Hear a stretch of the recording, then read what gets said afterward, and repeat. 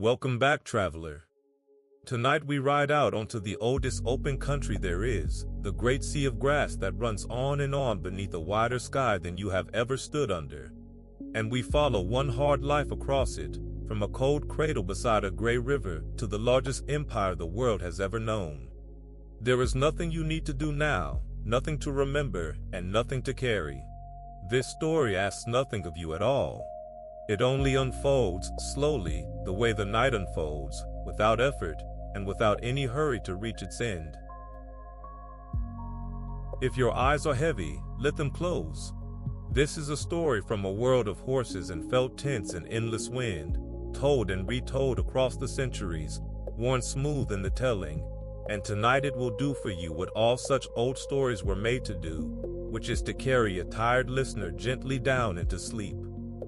Wherever you drift off, the story will keep turning without you, calm and patient, and it will still be here unchanged whenever you return.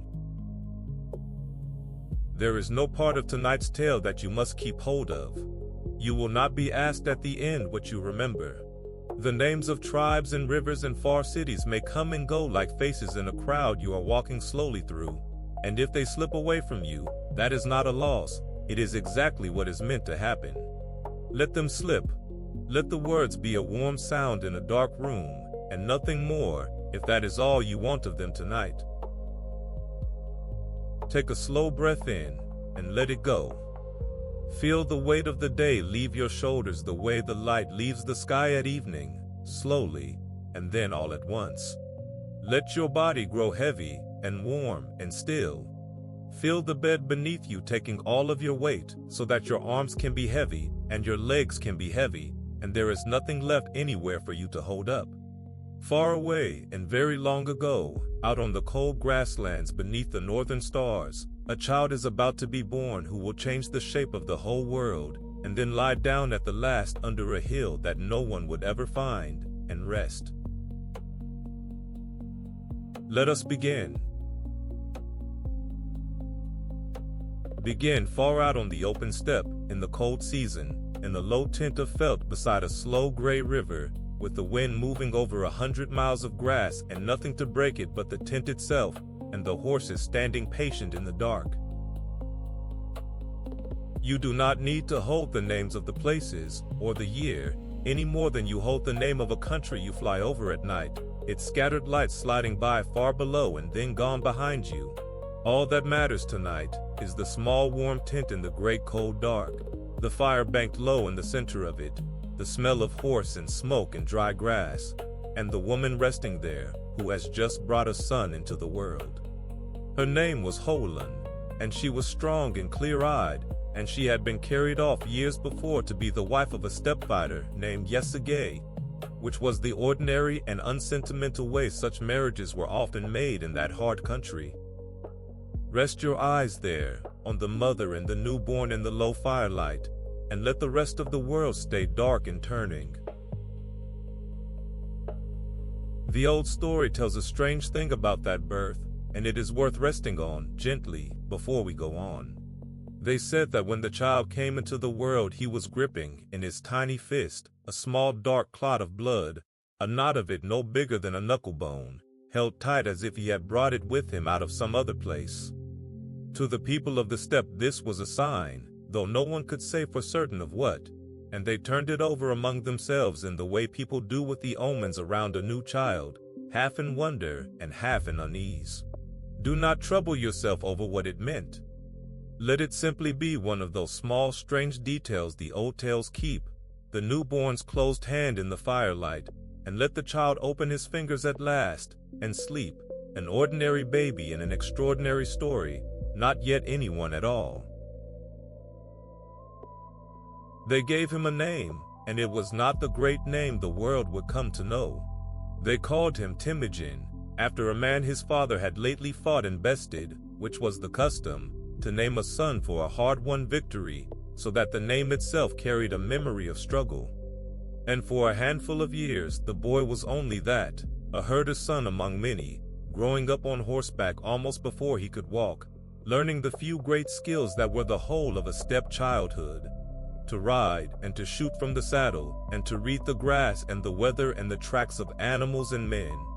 Picture him small on a shaggy pony, wrapped against the wind, following the herds across the grass with the other children, and let those early years be simple and unhurried in your mind, because they did not last, and the boy would look back on them all his life as the last easy time he was given.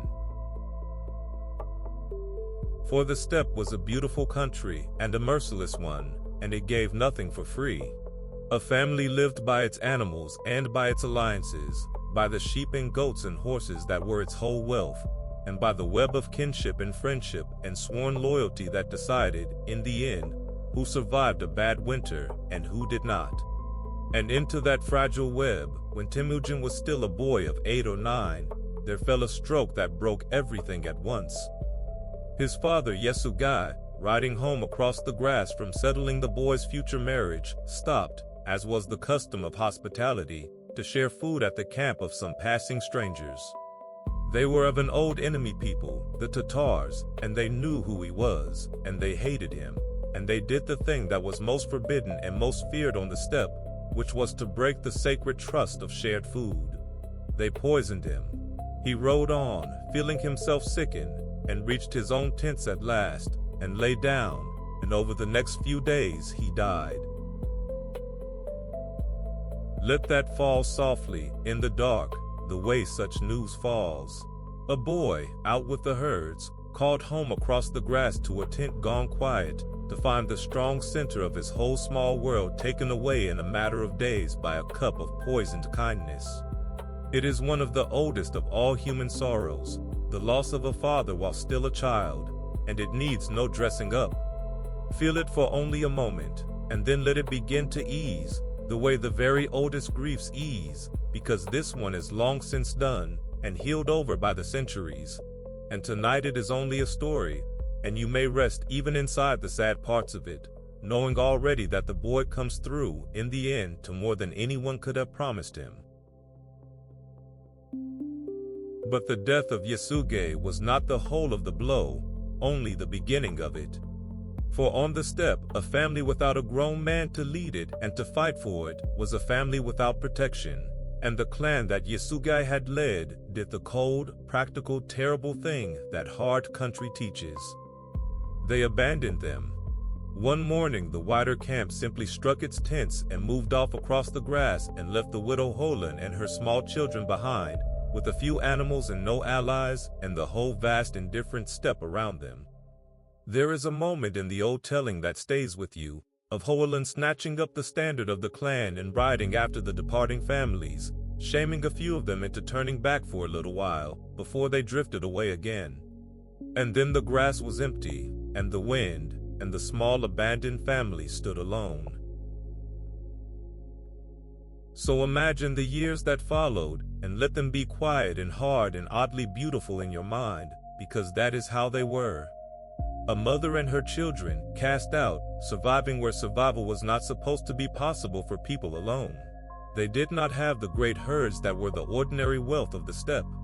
They lived, instead, on what the open country gave to those humble enough and desperate enough to take it, on the roots that Holan dug from the ground with a sharpened stick, on wild garlic and onion, on small fish pulled from the gray rivers, on marmots and mice and the birds the boys learned to bring down with sling and arrow. Picture them along the riverbanks in the thin sunlight, the mother teaching, the children learning, poor beyond the poverty of anyone around them, and yet alive, and together, and slowly growing strong on almost nothing. It is a picture worth resting in, the smallness and the toughness of it, a family that the whole world had written off, quietly refusing to disappear. And in that hard closeness there came, as there often does among people pressed too tight by need, a darkness, and the old story does not hide it, so we will not either, though we will pass through it gently and not linger. Among the children were 2 half-brothers, older boys, sons of Yasuge by another wife, and one of them, named Begter, was the eldest of them all, and by the custom of the steppe, stood to take a kind of authority over the little family, perhaps one day even over Holan herself.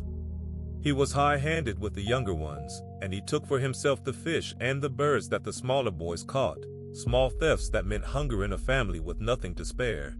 And Temujin, young as he was, would not have it, would not be ruled and robbed by this half-brother, and one still day, out on the grass, he and his full brother laid in ambush and killed him. Let that sit only for a breath in the dark, and then let it soften, because it is a hard thing and an honest one. And the old teller set it down plainly, not to shock, but because they understood something by it. A boy in a starving family, in a country with no law but strength and kinship, made a cold and terrible choice about who would command and who would obey. And he was punished for it, in the story, by his own mother's fury, for Holland turned on him and named him, in her grief and rage, a killer of his own blood, wilder than any beast.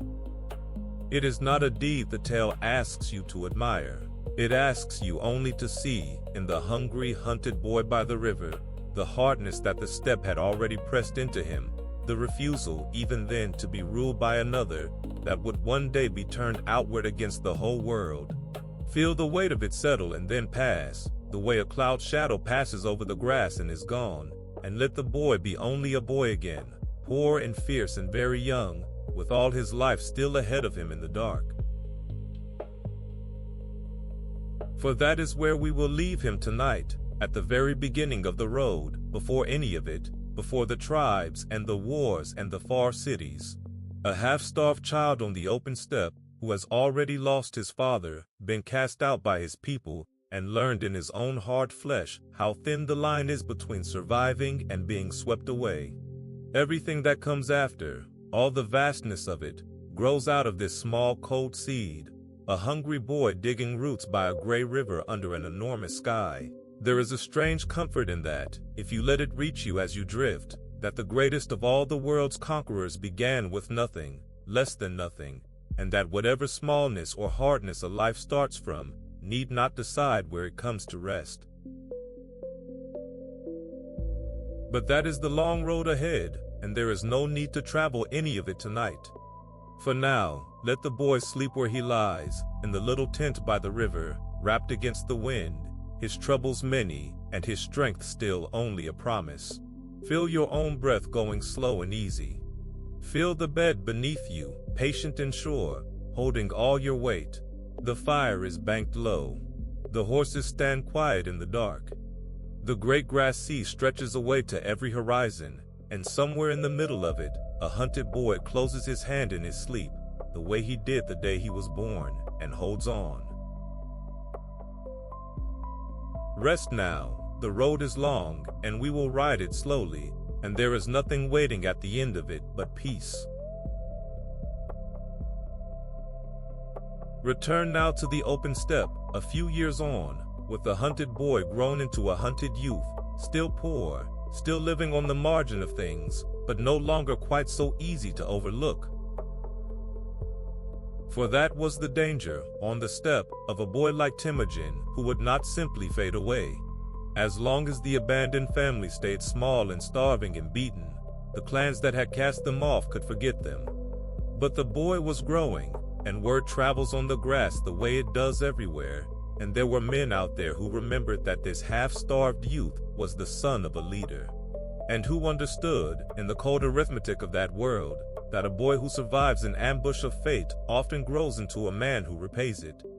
So the old clan that had abandoned them, the Taechul, decided that the safest thing was to make certain the boy never rose at all.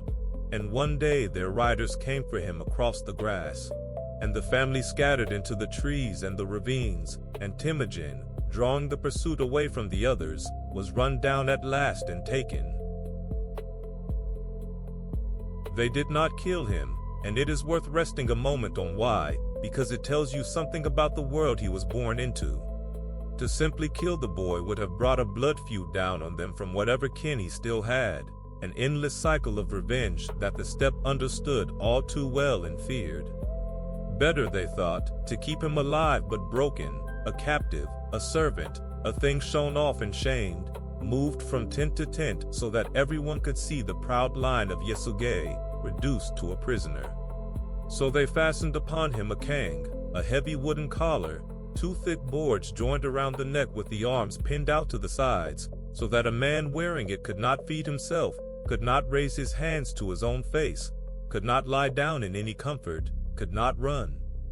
Picture the weight of it on the young shoulders, the raw wood at the throat, the long slow days of being led about like an animal, and then let the picture soften, because this is a story of escape, and the collar is only the dark before it.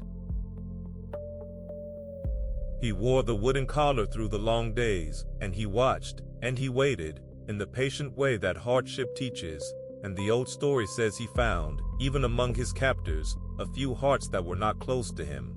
There was a family in that camp, humble people, servants themselves, a man named Sorkin Shira, and his sons and a daughter, who saw the youth in the kang and pitied him, and did small quiet kindnesses, loosening the collar in secret at night so he could rest, sharing a little food. It is a thread worth holding on to, that even in the camp of his enemies, there were ordinary people who chose, at some risk to themselves, simple decency over cruelty. Rest on that as you drift, the small mercies passed in the dark, a collar eased, a bowl shared, the quiet human kindness that runs like a hidden stream even through the hardest country. And then came his moment, as such moments come, in the middle of a festival. The Taisho held a great feast one evening under the long summer dusk, and they drank, as people do at feasts, and grew loud and careless, and the single guard left to watch the captive was a slight, inattentive young man who thought the drinking more interesting than the boy in the collar. The light was failing, the camp was full of noise, and Temujin understood, with the sudden clarity that comes once and does not come twice, that this was the night, that there would not be a better one.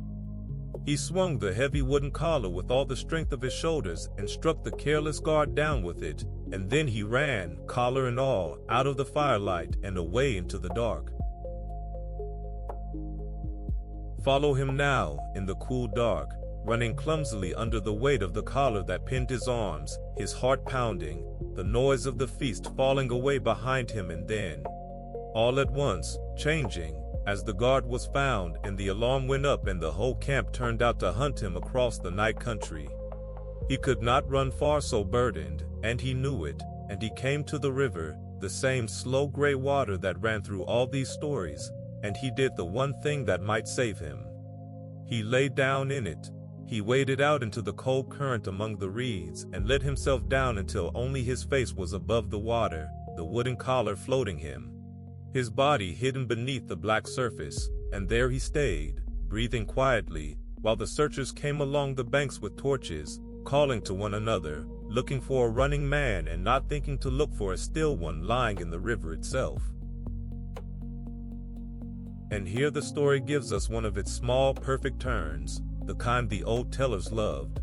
One of the searchers who passed along the bank in the torchlight was Sorkin Shira, the humble man who had shown him kindness in the camp, and he saw the boy's face there in the water among the reeds, pale in the moonlight, and he knew him, and he said nothing. He looked straight at the hidden youth, and then he turned to the others and told them the boy could not be hereabouts, and led the search on down the bank, and left Temujin lying in the cold river with his life. Rest on that a moment, the two men's eyes meeting in the dark, and the choice made in an instant to protect rather than betray, and the whole vast future of the world turning quietly on it, though neither man could have known. So much of what is great begins in a small, unremembered mercy in the dark. Later, when the search had swept past and the night had gone quiet, Temujin dragged himself out of the river, still collared, and did a thing that took more nerve than the running had. He went not away from the camp but back toward it, to the one tent where he knew he might find help, the tent of Sorkin Shira. Imagine the fright of that family when the hunted boy appeared, dripping and shivering in the wooden collar at their threshold in the dead of night, for to shelter him was to risk everything they had. There was an argument, the old story says, a frightened back and forth, and in the end kindness won, as it had before. They took him in. They broke the wooden collar and burned it, so that no trace of it would remain to accuse them. They hid him, for a day or more, buried under a great heap of wool in a cart, the daughter of the house keeping watch until the hunt had cooled. And then they gave him a horse and a little food, and sent him off into the grass, back toward his own scattered family, free. Let that settle gently as the boy rides away in the gray dawn, out of the country of his enemies and back toward his own. Something had changed in him, and in the story, he was no longer only a victim of the hard world, a boy things were done to. He had been taken and collared and shamed, and he had gotten himself out by patience and by nerve and by the loyalty of a few humble people who believed he was worth the risk. It is the first turning of the whole long tale, the first time we see the thing that would carry him to the ends of the earth, which was not, at bottom, his strength of arm. But this, the gift of drawing fierce loyalty out of ordinary people, and of never, however far down he was pressed, staying down. And there is a truth folded into that escape worth carrying with you into sleep, the same truth the whole story keeps circling back to. The boy did not free himself alone. For all his nerve, he would have died in that river or on the end of a Tai-Sho spear without the quiet decency of a servant family who had nothing to gain and everything to lose by helping him. He seems to have understood this, and never to have forgotten it, for in the years of his greatness, when he could reward whom he pleased, he remembered Sorkinshira and his children and raised them high. Rest on that as the tent grows dark around you, the long memory of a kindness, the debt carried faithfully across a whole lifetime and repaid 100-fold. It is a good thought to sleep on, that the smallest mercy you show or are shown may echo further than you could ever guess. Rest too on the country he rode through in those days, for it is a country worth resting in, and the old story lived and breathed inside it. Picture the steppe in the early morning as he made his way home, the grass silvered with dew and bending all one way under the wind, running unbroken to every horizon without a fence or a wall or a road to mark it, only the folds of the low hills and the shine of the slow rivers threading through. Great herds moved across it in the distance, horses mostly, half wild, their manes ragged in the wind, and hawks hung high overhead riding the cold air. And the sky was so wide and so close that a person alone beneath it could feel himself the smallest thing in the world, and yet somehow held by it, cradled in all that emptiness. It was a hard land, yes, that gave nothing for free, but it was a beautiful one, clean and vast and quiet, and the people bred on it grew tough and patient and long-sighted, used to reading weather and distance, used to waiting, used to the long slow rhythms of a life lived on the move. Let that country settle around you as you drift, the endless grass, the wide sky, the far herds, the clean cold wind, and let it be, for a little while, the whole of the world, as it was the whole of the world to the young man riding home across it. For now, let the young man ride slowly away across the waking grass, free and alive, the broken collar behind him in the ashes, his family somewhere ahead in the folds of the hills. Feel your own breath going slow and even. Feel the warmth gathering around you and the weight of the day lifting away. The river runs on, gray and patient, keeping its secret. The great steppe stretches out gold in the early light. And a boy who should not have survived rides quietly on toward whatever comes next, in no hurry, and neither are we. Rest now, and we will ride on together when you are ready.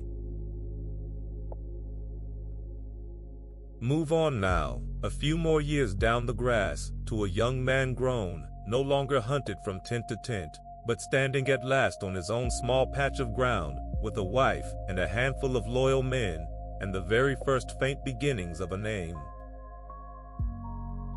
For while he was still very young, before all the troubles, his father had arranged a marriage for him, and betrothed him to a girl named Berta, of a neighboring people, and it was on the ride home from settling that very match that Yasuge had stopped to share the poisoned food and met his death. All through the hard years, the years of the roots and the river and the wooden collar, that promise had waited. And when at last Temujin was free and grown and a little established, he went to claim it, and found the girl grown too, into a wise and steady young woman, and her family honored the old bond, and Bird came away with him to be his wife. She brought with her a marriage gift, a fine black coat of sable fur, deep and soft and very valuable, and hold on to that coat in your mind, because it becomes, in a strange and quiet way, one of the hinges of the whole story. Picture the young couple starting out together with almost nothing but each other and a beautiful black coat, and let the picture be warm, for it was the beginning of the one bond in his life that never broke. Now Temujin, though free, was still a small figure on the steppe, a leader of a few families, no more, and he understood that a man alone, however brave, was nothing out there. Strength came from alliance, from the web of loyalty and obligation, and so he made a bold and clever move. He took the precious black sable coat, the most valuable thing he owned, and he carried it as a gift to the most powerful man in that whole part of the world, an old and mighty chieftain named Togrul, who had once been a sworn friend and blood brother of his dead father. He came before the old chief and gave him the coat and reminded him of the old bond, and asked, in effect, to be treated as a son. And the old chieftain was pleased, and took him under his protection, and promised to gather his scattered people back to him. In a single graceful stroke, the young man had turned his one treasure into something far greater, a powerful ally, a place in the world. Rest on the shrewdness of it, and on how much he understood, so young, about the true coin of that country, which was never wealth but loyalty, bought and honored and never forgotten. But no sooner had he found this footing, than the past came for him again, out of the gray dawn, the way trouble so often does in these old tales. There was an old wound between his family and a people called the Merkits, for long before, his own father had carried off his mother Holland from a Merkit man, and the Merkits had never forgotten it, and now they saw their chance to repay the old theft in kind. In the dark before one dawn they came, a raiding party pounding out of the mist, down upon Temujin's small camp, and there was no time to fight, only to flee. The men caught what horses they could and rode for the safety of a nearby holy mountain, and in the terror and confusion of it, in the scramble to survive, there were not horses enough, and Bird, his wife, was left behind. And the Merkits took her and carried her off across the grass in payment for the old wrong, exactly as she had been taken once before in the person of Holland, the wheel of the steppes' long grudges turning once more. Let that fall heavily for a moment, and then let it begin to lift, the way the story means it to. Temujin, safe on his mountain, alive but with his wife gone, is said to have come down at last and given thanks that his own life had been spared, and then to have turned, cold and clear, to the one thing that mattered, which was getting her back. He had no army of his own worth the name. But he had done the wise thing, hadn't he, with the sable coat? He went to the old chieftain Togrul, his protector, and reminded him of their bond, and asked for help. And the old man was as good as his word and pledged a great force of riders. And Temujin sent too to a friend of his own youth, a young man his own age of another clan, a bold and gifted warrior named Jamuka, with whom he had twice in childhood sworn the deepest bond the steppe knew, the oath of the Anda, the blood brother, closer than kin. And Jamuka came, gladly, with his own men. And so, out of a young man's disaster, 3 streams of riders gathered from 3 directions to converge upon the Merkits. Ride with them now, in your mind, but softly, for even the great rush of a steppe army can be watched from a calm distance, the way you might watch weather move across a far plain.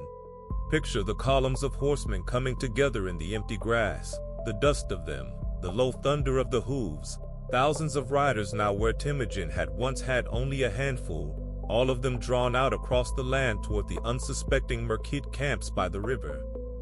It is a strange thing to feel the story turn here, from a boy hiding in a river to a young man riding at the head of an alliance, and yet it is the same person, and the same lesson working itself out, that on the steppe you rose not alone but by the loyalty you could gather and keep. Let the great slow gathering of the riders be almost peaceful in your mind, an inevitability, like a tide coming in. They came down on the Merkit camps in the night and the early dawn, and the story tells of firelight and confusion, of the Merkits waking to find the enemy already among them, of a people who had struck by surprise now themselves surprised. We will not linger in the fighting, for that is not what tonight is for, and the old tale itself hurries through it toward the thing that matters. Temujin rode through the breaking camp calling his wife's name, over and over, into the dark and the smoke. Berda, Berda, and somewhere in the chaos of fleeing people she heard it. She had been moving with the crowd of frightened Merkits trying to escape into the night, and she knew his voice, and she turned back against the flow of the crowd, pushing toward the sound of her own name. And she came out of the dark and caught the reins of his horse, and they knew each other, and the search was over. Let that be the whole of the battle for you, the one voice calling across the confusion, and the one hand finding the rein, two people lost to each other and then, in the middle of all that ruin, found. They say that when Bird and Temujin found each other in the firelight, they held on and did not let go, and the whole raid, the thousands of riders, the burning camp, all of it, came down in the end to that single reunion in the dark. He had lost her, and he had gathered a nation's worth of allies to get her back, and he had gotten her back, and in the doing of it, something larger had been born almost without his noticing. For the young man who could summon 3 armies to recover one wife was no longer a small figure on the steppe, and everyone who had ridden with him could see it. Rest on the tenderness at the center of all that violence, the way the old tellers set the one small human thing, a husband finding his wife, at the very heart of what would grow into the founding of an empire. There is a shadow that falls across this reunion, and the story does not hide it, though we will touch it only lightly, gently, as it deserves. For Berda had been many months among the Merkits, and when she returned she was carrying a child, and no one could say with certainty whose child it was, and this uncertainty would follow that firstborn son, named Jochi, all through his life like a long cold draft. But Temujin, in the moment of her return, made a choice that tells you much about the man he was becoming. He claimed the child as his own, and raised him as his own, and never in his life set him aside. Let that be the note we rest on, not the shadow but the choice made in spite of it, a man taking up what fate had complicated and calling it his, without flinching. It is a quiet kind of greatness, easy to pass over among all the battles, and worth carrying with you into sleep. It is worth resting, before we leave this chapter, on the woman at the center of it, for Bert was no small figure in the long story, though the old tales, being made by men, say less of her than they should. She had been stolen and carried off and lived among enemies and come back changed, and she took up her life again beside her husband without bitterness, and she became, all the accounts agree, his truest counselor, the one voice he trusted above every other for the whole length of his life. It was Bert who had read the meaning in the blood brother's strange words and urged the quiet parting in the night. It would be Bert, in years to come, who warned him of a holy man growing too powerful, and Bert whose sons would inherit the empire. In a world of fighting men, she held a quiet, unshakable authority, the first lady of a growing nation, wise and steady and unafraid to speak plainly to the most powerful man on the grass. Rest on her a moment, the stolen bride become the great queen, the steady center that the whirling life of her husband turned around, and let her have her due in the telling, here in the dark, before we ride on. For that is a good place to leave them tonight, the young husband and his recovered wife, riding slowly back across the dawn grass toward their own tents, an alliance of thousands at their back, the fires of the Merkit camp dying away behind them. He had begun with nothing, less than nothing, and here he was, still young, with a wife beside him, a great protector above him, a blood brother at his side, and the first true weight of a following behind him. The road ahead would test every one of those bonds, some of them to breaking, but that is for later turnings of the tale. Feel your breath slow and deepen. Feel the bed hold you, sure and warm. The riders move off across the pale grass, unhurried, and the great sky pales toward morning, and there is nothing you need to do but rest. Sleep now if you are ready, and we will ride on together when the road turns again. Return now to the steppe in the years after the rescue, to a time of fragile peace and slow growing, and to the friendship that stood at the center of it, the deepest and the most sorrowful bond of Temujin's whole life. For after the raid on the Merkits, Temujin and his blood brother Jamuka did not part ways at once, but lived together for a season. Their two peoples camped as one, sharing the same pastures and the same fires, as close as the old oath between them promised.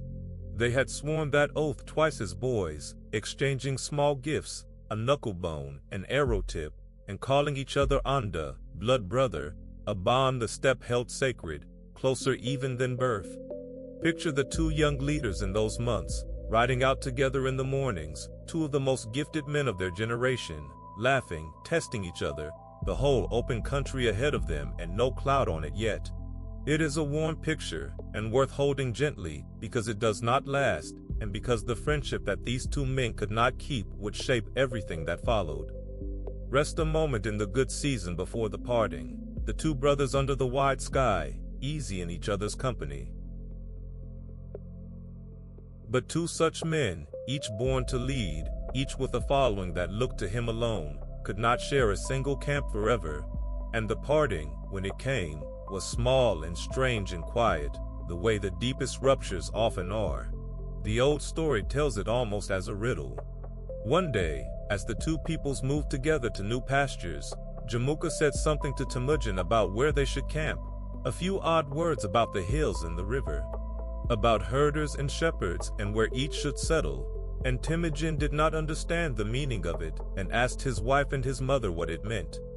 And Bird, wise as ever, said that Jamuka was a man who tired of things, and that the words meant he was growing weary of them, and that it might be best to part from him now, quietly, in the night, rather than wait for the weariness to turn to something worse. And so, on that advice, Temujin's people did not stop where Jamuka stopped, but drove their herds on through the darkness, splitting away, and by morning the two brothers were camped apart, and something had ended that would not come again.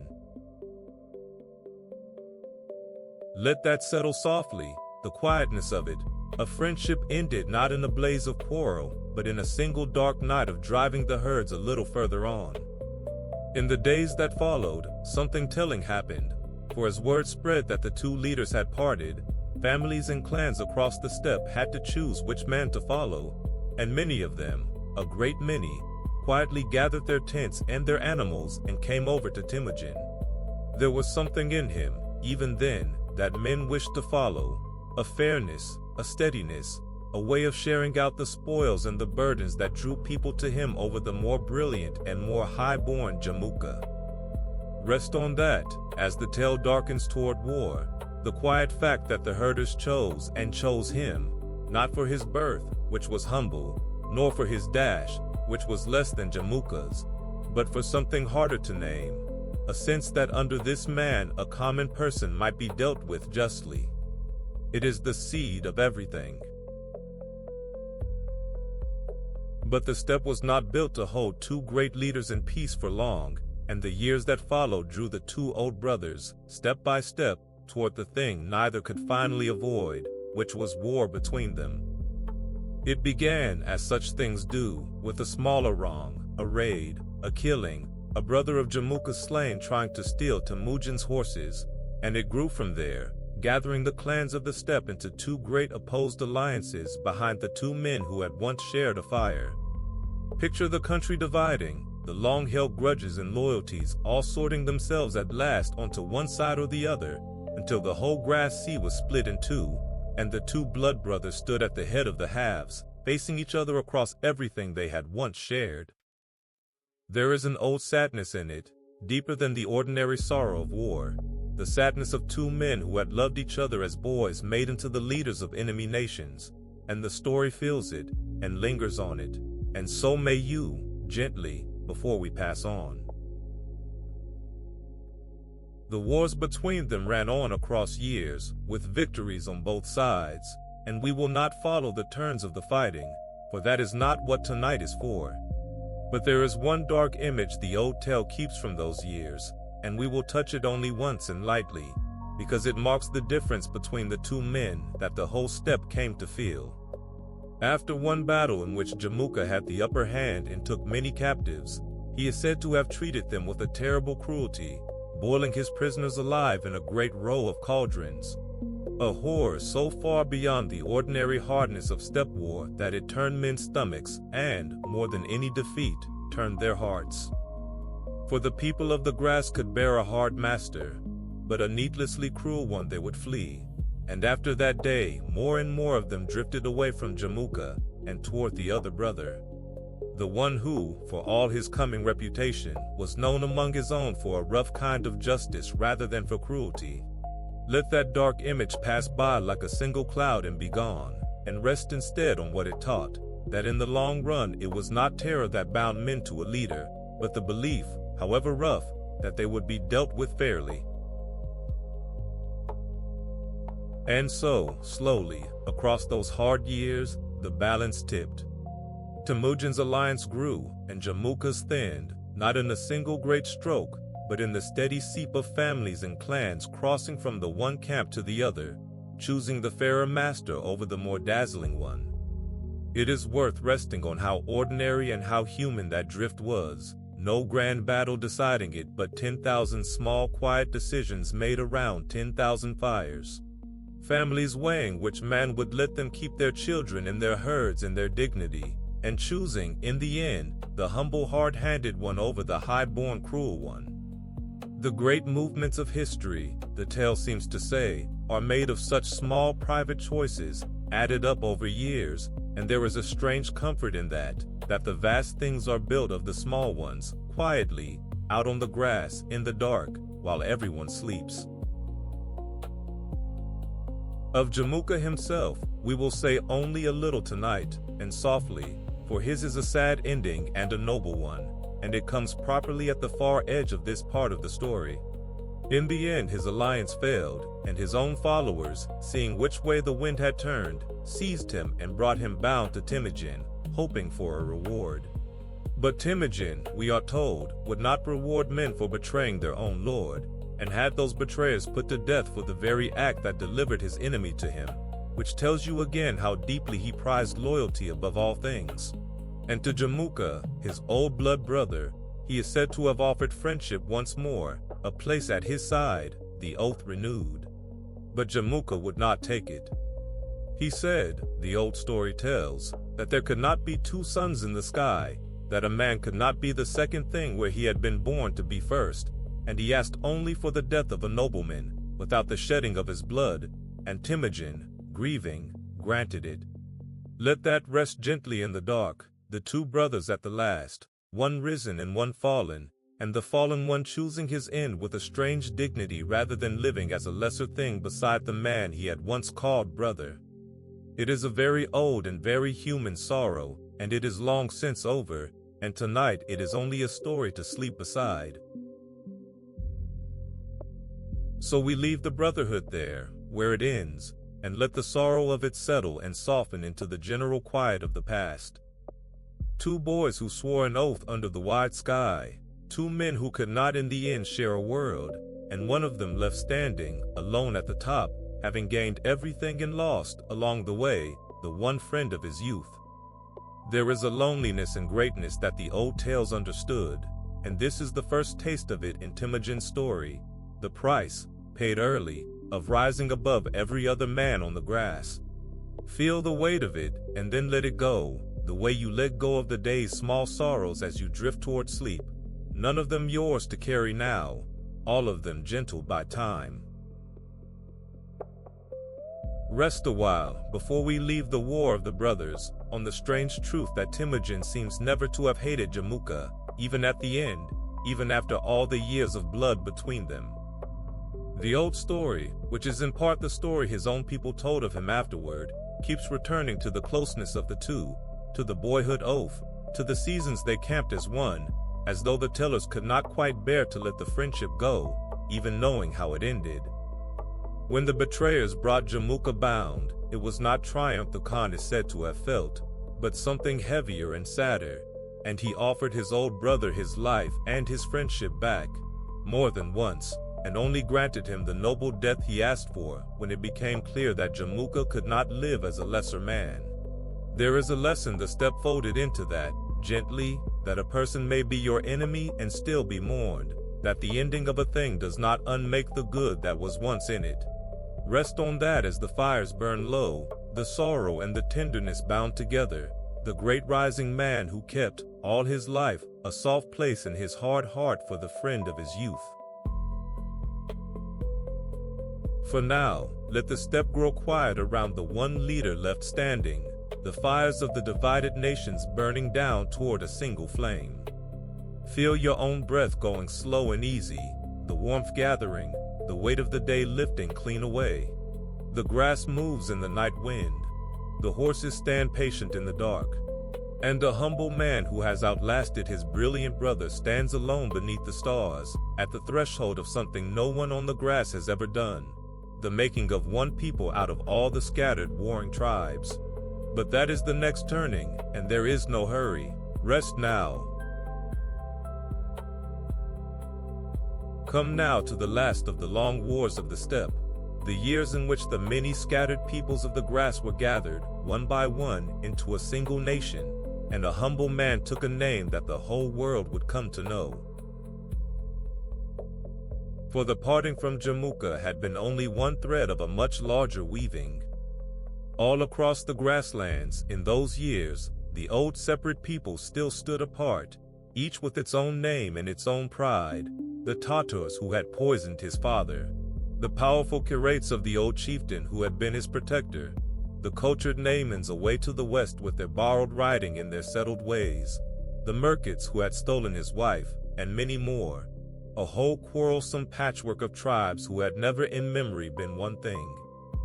And Temujin, risen now to the head of the largest of the alliances, set himself to the task that no one had ever finished, the gathering of all of them, by war where he must, and by welcome where he could, into a single people under a single hand. Rest on the size of that ambition for a moment, and on how strange it was that a boy cast out to dig roots by a river should conceive of uniting the whole endless grass, and then, patiently, tribe by tribe, set about doing it. Against the Tatars, the old enemies of his blood, he moved first and hardest, for that wound went back to his very childhood, to the poisoned cup and the tent gone quiet. And when he had beaten them, he did a thing that shows the cold, deliberate cast of his mind, a thing the old story records without flinching. Rather than absorb the defeated Tatar fighting men into his own ranks, where their old loyalties might one day rise again, he broke the tribe utterly as a tribe, and scattered its surviving people among his own, so that within a generation there would be no Tatar nation left to remember itself, only Tatars who were now simply part of the greater whole. We will not dwell on the hardness of it, for tonight is not for dwelling on hard things, but it is worth understanding, as you drift, that this was the secret of what he built. The deliberate breaking down of the old tribes and the melting of their people into one new thing that owed its loyalty not to any clan but to him, and to the nation he was making. Let that idea rest quietly in the dark, the old walls between peoples pulled down, a single people rising in their place. Then came the hardest turn of all, and the most sorrowful, for the last great power standing between Temujin and the mastery of the steppe was the Kare Day. And the Karates were led by Toghrul, the very old chieftain who had once taken the young man under his protection, who had accepted the black sable coat, who had gathered his scattered people back to him and stood as a father to him for years.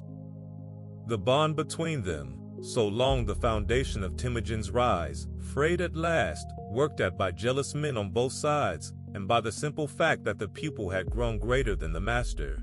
There were misunderstandings, a broken marriage promise between their families, whispers, and then an ambush, the old man's people trying to catch Temujin unaware.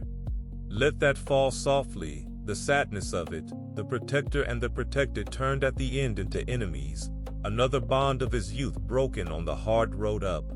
He survived the ambush, barely, gathered his strength, and in the end defeated the Karaites and the old chieftain who had once saved him, and the last great rival power on the eastern steppe was gone. There is a moment from that low point of the war worth resting on, for it became one of the most cherished memories of the whole nation he made.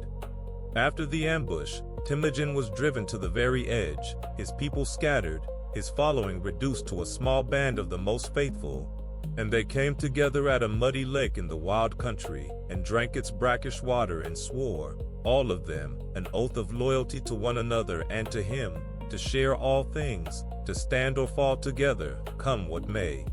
Those men who stood by him at his lowest, at that muddy water, were honored above all others for the rest of their lives, remembered by name, their descendants privileged for generations. Rest on that, the handful of faithful at the muddy lake, the bond sworn at the bottom of everything, and on how the whole vast empire that followed was built, at its root, on that small circle of loyalty in the mud. He never forgot who had stood with him when he had nothing. It is, perhaps, the truest thing about him. Only the Naimans remained then, the last of the great powers, away to the west, and they gathered to them all the scattered enemies of the rising leader, the last of the Merkits, the remnants of the beaten tribes, and Jamuka himself for a time, all the driftwood of the broken old order collecting for one final stand. And Temujin met them, and here the old story tells of his growing craft as a commander, how on the eve of the battle he had each of his men light many fires in the night, so that the Naiman scouts looking out across the dark saw fires as numerous as the stars and believed themselves outnumbered many times over, and lost heart before a blow was struck.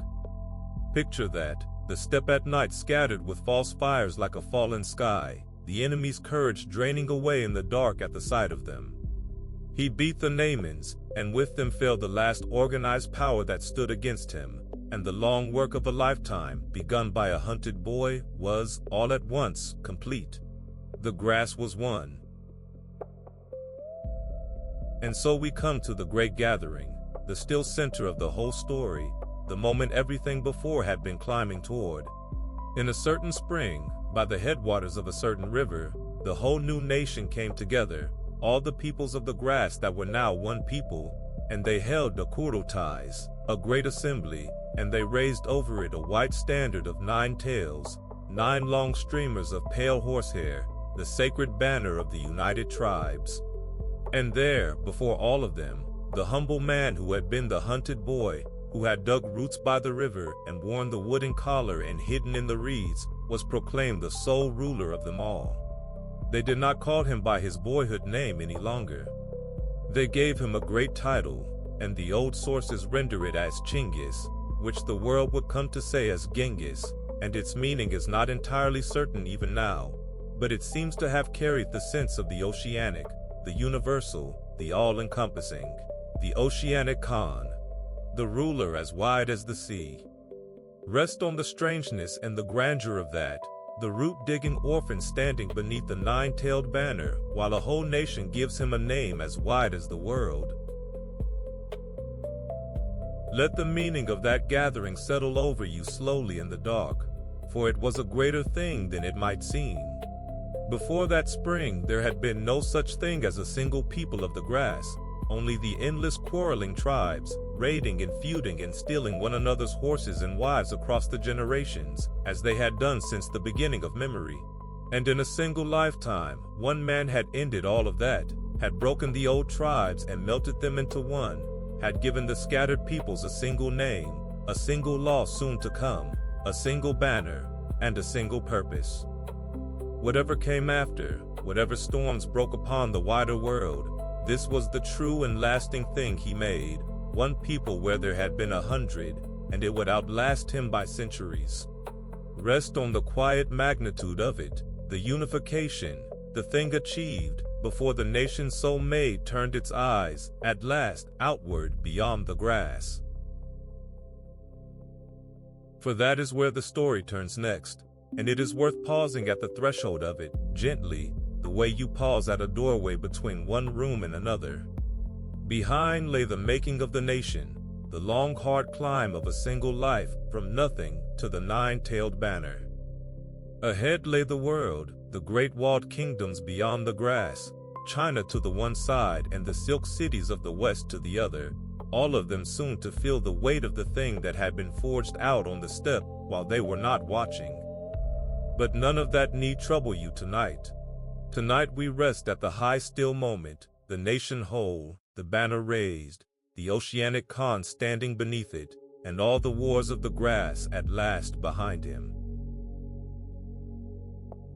Rest a while longer on that gathering by the river, for it was a beautiful thing to see, and worth lingering in as you drift. Picture the great assembly of the grass, the tents spread out across the spring plain in their thousands, more than anyone there had ever seen in one place, white felt against the green, smoke rising from 1,000 fires into the clear, cold morning. Picture the herds gathered beyond them past counting, the horses and the sheep, the whole moving wealth of a united people brought together in one valley. Picture the riders in their finest, the bright cloth and the polished harness, the old chieftains and the young warriors and the humble herders all mingled, all one people now, come to raise a single man above them all. And over it the 9 white tails of the great standard lifting in the wind, pale horsehair streaming from a tall staff, the sacred banner in which, they believed, the very fortune and spirit of the nation lived. It was a spring morning like any other over the endless grass, and it was the morning a new thing came into the world, and the two were the same morning, quiet and vast and full of wind. Let it settle over you, the white tents, the green plain, the streaming banner, the whole of a people gathered under one sky, and rest inside the stillness at the center of it. Feel your breath go slow and deep. Feel the bed hold all your weight, warm and sure. The 9 white tails of the great banner lift and fall in the spring wind. The fires of one people, no longer many, burn steady across the darkening grass. A boy who should not have survived stands at the top of a world he has remade, and there is nothing more for him to do tonight, and nothing more for you to do either, but rest. Sleep now if you are ready. The road goes on but slowly, and we are in no hurry at all.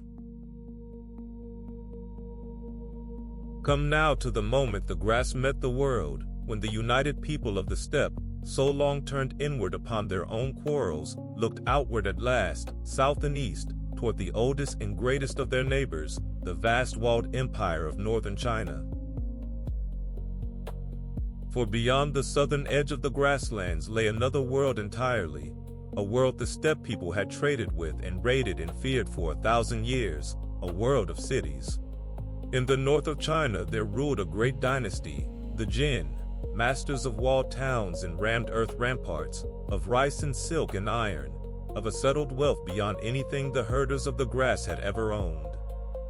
For generations these southern emperors had held the steppe tribes in a careful, contemptuous balance, playing one against another, buying peace with gifts, keeping the horse people divided and weak along their northern frontier.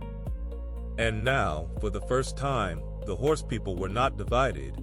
They were one, under one hand, and that hand was turning, slowly toward the south. Rest on the strangeness of that meeting. 2 worlds that had always known each other across a border, now brought face to face on new terms, the settled and the wandering, the walled and the open, about to be weighed against each other as never before. There was an old insult to repay, for the Jin emperors had long treated the leaders of the steppe as subjects, demanding tribute and homage, and one of them had put a former steppe chieftain to a cruel death in years past. And when a new emperor came to the dragon throne and sent, in the customary way, to demand that the ruler of the grass bow and pay homage, the oceanic Khan is said to have turned to the south, and spat, and asked in scorn whether such a weakling could truly be the emperor of so great a land, and then to have mounted his horse and ridden north, leaving the envoys standing. It was, in effect, a declaration of war. The small hard people of the grass throwing off the ancient overlordship of the great empire of the South. Rest on the nerve of it, the herder nation, so newly made, so poor beside the wealth of China, choosing to defy the oldest power it knew, rather than bow to it one more time. But defiance was one thing, and conquest another, and here the story reaches the great problem, the wall, the city, the thing the horse people did not know how to do. For the strength of the steppe rider was the open field, the swift horse, the arrow loosed at the gallop, the feigned retreat, and the sudden turn. Against another rider on the open grass they were the finest soldiers the world had ever seen. But against the city they were helpless, and China was a land of cities, walled-in rammed earth thick enough to blunt any charge, gated in iron, moated and towered in provision to outlast any siege a horde of horsemen could mount. The riders would sweep across the countryside and gather at the foot of the great walls and find, for all their speed and courage, that they simply could not get in. Picture them there in the early campaigns, the sea of horsemen milling at the base of a wall they could not climb or breach, masters of everything but the one thing that mattered. It is worth resting on that limit, because the whole of what came next is the story of how they overcame it. And overcome it they did, and the manner of it tells you the deepest secret of the empire they built, which was not, in the end, the bow or the horse, but the willingness to learn, and to take in whatever and whoever was useful, from wherever it came. The Khan did not send his riders again and again to break themselves against the walls. He sought out, instead, the men who knew walls, the Chinese and other engineers and craftsmen who understood the settled arts of the siege, and he took them into his service, and honored them, and set them to work. Masons who had built the walls now showed how to bring them down. Engineers built the great machines the steppe had never owned, the catapults that flung stones in pots of fire, the towers, the rams, the ladders, the tools of the settled world turned now against the settled world itself. Rest on the shrewdness of that, the horse lord who understood that he did not need to know everything himself, only to find the men who knew, and to make them his own. It is the mark of the whole enterprise, this hunger to absorb the skills of every people it met. With engineers at his side, the war changed, and city after city of the north began to fall, some stormed, some starved, some frightened into opening their gates. We will not follow the long grind of the campaign, for that is not what tonight is for, and the fighting for the cities was hard and often terrible, and we will pass over the worst of it lightly, as we have passed over such things before. But the shape of it is worth holding, the tightening of the grip, the countryside swept bare, the roads cut, the great cities left as islands in a conquered land, and one by one the islands going under. And at the heart of it all stood the greatest prize, the northern capital itself, a vast city of the Jin, one of the largest in the whole world in that age, ringed in miles of mighty wall, home to a great multitude, the seat of the dragon throne. Toward that city, in time, the whole weight of the war came to bear. The siege of the great northern capital was a long and dreadful business, and we will touch it only gently. The city was too strong to storm, and so the Khan did what the patient besieger has always done. He closed his hand around it and squeezed, cutting the roads, turning back the relief armies, letting hunger do the work that no catapult could. Inside the walls, as the months wore on, the great city suffered terribly, the way besieged cities have suffered in every age, and we will not dwell on it, only acknowledge it, softly, and pass on. The emperor himself, despairing of holding the capital, had already slipped away to the south to a safer seat, leaving the city to its fate. And in the end, the walls that had never been breached were opened, and the great northern capital of China, the seat of an ancient throne, passed into the hands of the horse people of the grass.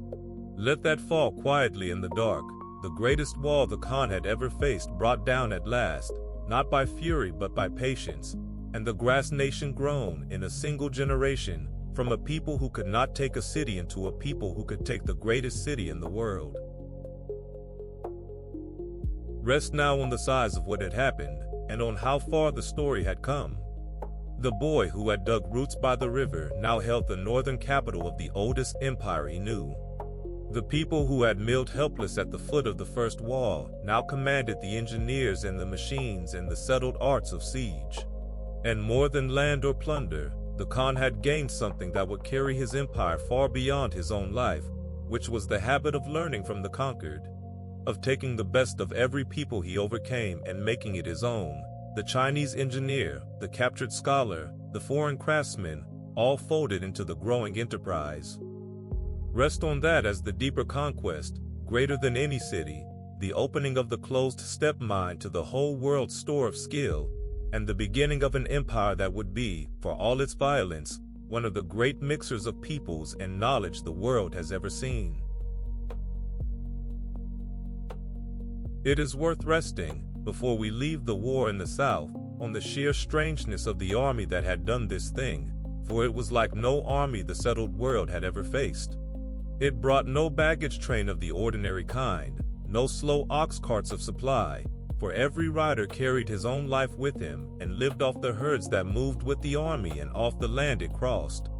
Each man had not one horse but several, strings of remounts driven along beside the column, so that a rider could change to a fresh mount and ride on where a single horse would have foundered, and the whole host could move at a speed that seemed to the settled people simply impossible, appearing where no army could be, 100 miles from where it had last been seen.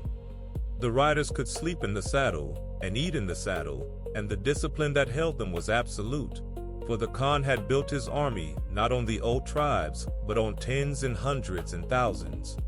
Units of mixed men who owed loyalty only upward, to their officer and through him to the Khan, so that the old clan feuds could not fracture it. Rest on the marvel of that machine. The horse nation turned into the swiftest and most disciplined army in the world, moving across the great distances of Asia like weather, like a shadow, like something out of the natural world rather than the world of men. For now, let the great campaign settle into the past, the walls quiet, the smoke drifting away, the conquered cities turning slowly to the business of living again under new masters. The Khan turned his mind, as he always did, to what came next, and there was much of China still unconquered, and it would take his sons and grandsons long years yet to finish what he had begun there. But that is far ahead, and none of it need trouble you now. Tonight we rest at the fall of the Great Wall, the impossible thing accomplished, the horse people masters of the city at last. Feel your breath go slow and easy. Feel the warmth gather around you, and the weight of the whole day lift away. The great walls stand quiet under the moon.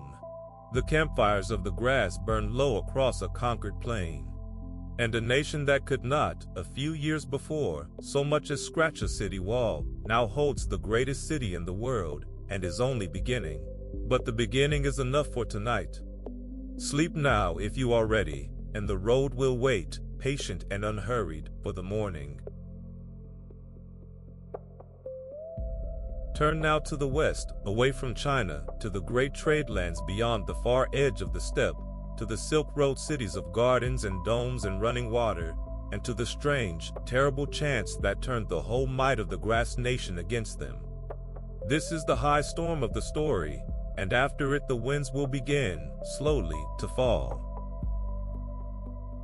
For while the war in China ground on, the Khan's eyes had turned also to the west, where the grasslands ran out against a great and wealthy realm, the empire of Khwarezma, ruled by a proud and powerful Shah, a land of famous cities strung like beads along the old trade roads, Bukhara and Samarkand and many more, cities of learning and craft and running water, of libraries and bathhouses and markets that drew merchants from half the world. The Khan, it seems, did not at first want war with this western realm. He wanted trade. He sent merchants and envoys with rich goods, proposing that the two great powers, his of the grass and the Shahs of the cities, deal with each other in peace, that the caravans run safely between them, that the roads be open. It was, of all things, an offer of commerce, of an open and profitable peace. Rest on that a moment, before the storm, the fact that the greatest war of the age began with a hand held out in trade. But the hand held out was struck away, and the striking of it loosed everything that followed. A great caravan of the Khan's merchants came to a frontier city of the Western Empire, a place called Utrar, and the governor of that city, a greedy and suspicious man, looked on their wealth and coveted it, and accused them of being spies, and had them seized and killed, every one, and took their goods for himself. When word reached the Khan, he did not at once make war. He sent envoys to the Shah himself, asking for justice, for the governor to be handed over, for the wrong to be set right. And the Shah, proud and foolish, not only refused but insulted the envoys, and had some of them killed and the others shamed and sent back with their beards burned. And that, the killing of the envoys, the breaking of the sacred trust owed to a messenger, was the thing the Khan would not forgive. He is said to have gone up alone onto a hill and stayed there some days and come down with his mindset. The peace was over. The whole weight of the grass would fall upon the West. Let that settle in the dark, the terrible smallness of the cause, a greedy governor, a proud Shah, a caravan and a handful of envoys, and out of it a war that would remake the world.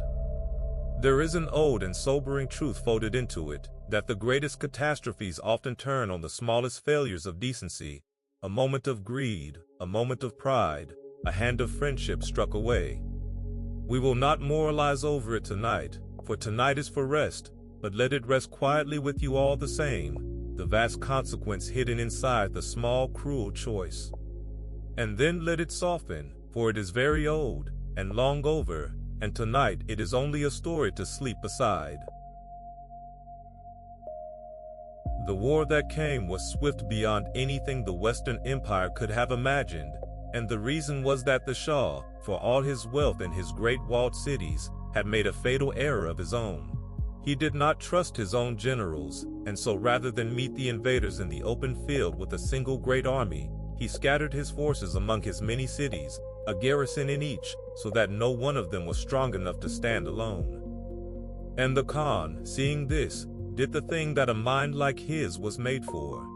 He divided his own army into columns and struck the scattered cities separately, and appeared where he was not expected, and moved faster than word of him could travel. Most astonishing of all, he sent one great column across a desert that everyone believed impassable, a waterless waste that no army was thought able to cross, guided by a captive who knew the hidden wells, and it emerged out of the empty sands behind the enemy's lines, at the gates of a city that thought itself perfectly safe, as if it had fallen out of the sky. Picture that, the column of riders coming out of the trackless desert where no army could come, at the walls of a city with its back turned, and rest on the sheer audacity of the mind that conceived it.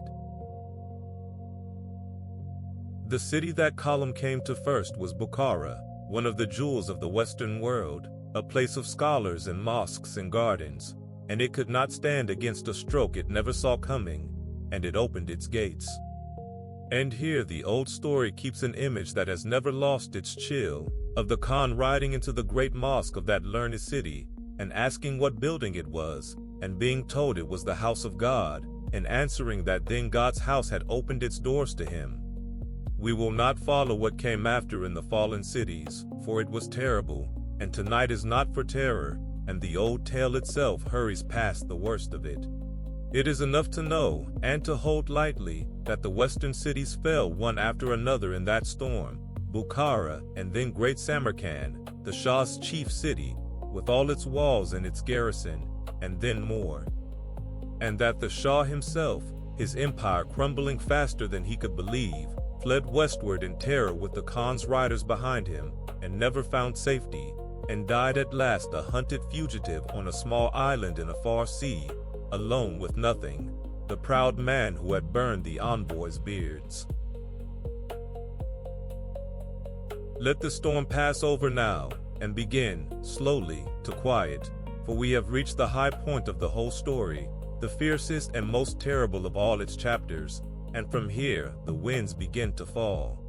It is worth resting, as the smoke of the silk cities drifts away, on the strangeness and the sorrow of it, that so much beauty and learning, cities that had stood for centuries as lamps of knowledge in the world, were swept away in a few short years out of one small failure of hospitality on a distant frontier.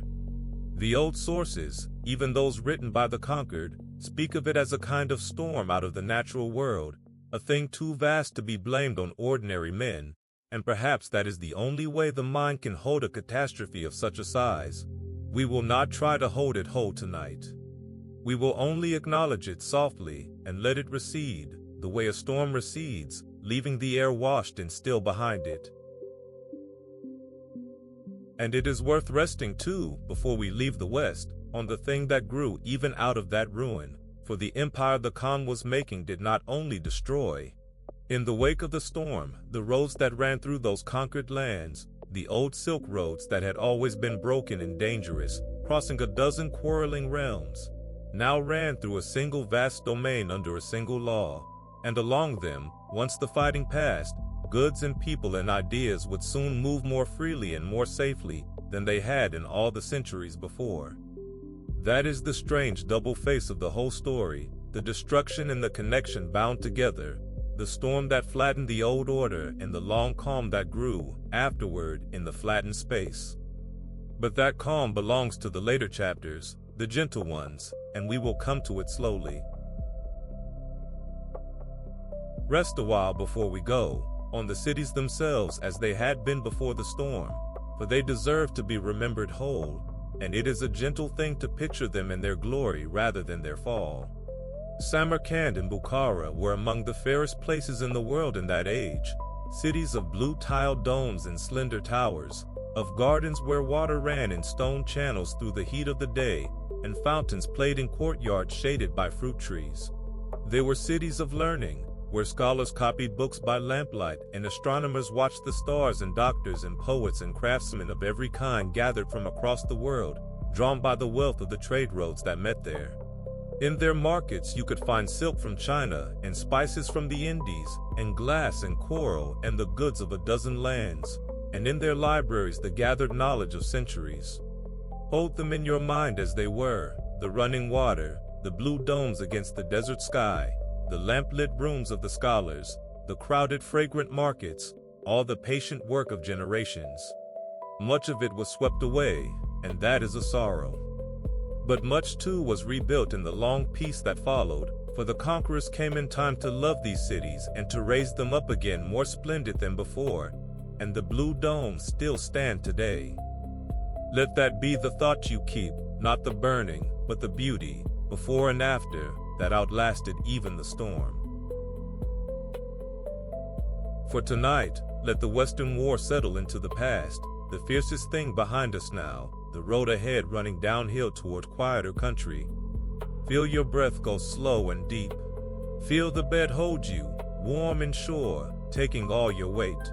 The silk cities stand quiet under the desert stars, their fires burning low, their long ordeal over.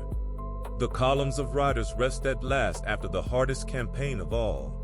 And you may rest too, more deeply now, knowing that the storm is spent, and that everything from here leads gently down, through law and roads and long peace, toward a quiet grave under the grass and the stillness at the end of it all. Sleep now if you are ready. We have passed through the worst of the night, and only the calm remains.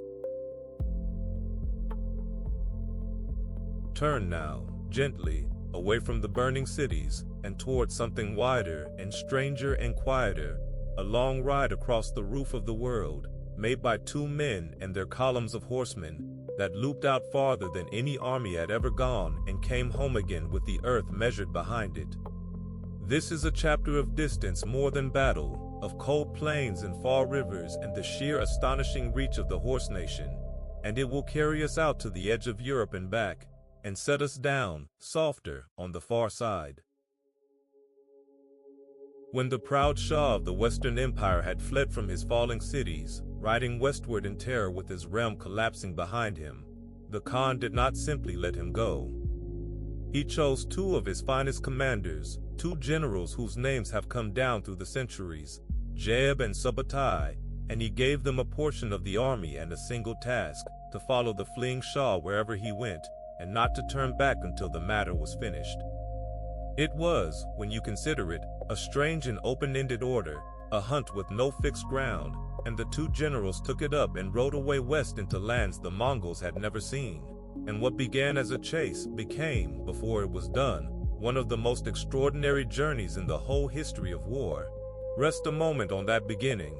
Two riders in their column setting out after one fleeing man, not knowing that the road would take them around an inland sea and to the mountains of another world and home again across the whole width of a continent. The Shah, hunted from city to city, worn down and abandoned by his own people, never did find safety, and died at last, as we have heard, a broken fugitive on a small island in a cold sea, with nothing left of all his wealth and pride. His hunters could have turned for home then, their task complete. But Jeb and Subbatai, standing at the shores of that great inland sea we now call the Caspian, with the whole unknown west opening before them, sent word back to the Khan and asked leave to ride on, to loop around the sea and see what lay beyond it, and return to the main army by a longer road. And the Khan, who valued nothing so much as knowledge of the world and the roads through it, gave them leave. So the two generals turned their columns north and rode on into the unknown and began the great loop that would carry their name down the ages. Let that settle in the dark, the moment the hunt became an exploration, two hardened commanders choosing to ride off the edge of every map they knew, out of curiosity as much as conquest, into lands that had never so much as heard the name of the people who were coming. Picture the country they crossed, for it is a large part of what this chapter is for, the widening out of the world.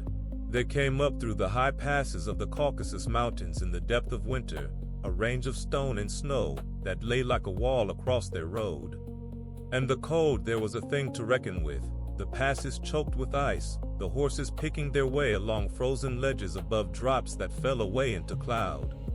They fought when they had to, against mountain peoples and the armies of small kingdoms who gathered to bar the way, and they used, again and again, the old tricks of the steppe, the false retreat that drew an enemy out of his strong ground, the ambush closing on a strung-out pursuit, the alliance offered to one people to be broken the moment it had served. But mostly they simply moved, faster and farther than anyone believed an army could move, appearing out of the mountains where no army was thought able to come, a rumor, and then a shadow, and then a storm of horsemen, and gone again north before the land could gather itself against them. Feel the strangeness of it, the small hard column threading the frozen mountains at the far western edge of the known world, so very far now from the grass where all of them had been born. Rest a while as they ride, on the sheer nature of the nights out there, for it is a calming thing to picture. Imagine the column halted at dusk in some nameless high valley, the fires lit small and low, the horses gathered close, the men wrapped in felt and fur against the cold that came down hard as iron the moment the sun was gone. Above them the stars would have stood out in numbers that a city dweller never sees, the whole great wheel of the winter sky burning clear and silent over the snow, and the only sounds the shift of the horses, the crack of the fire, the wind moving over the frozen ground.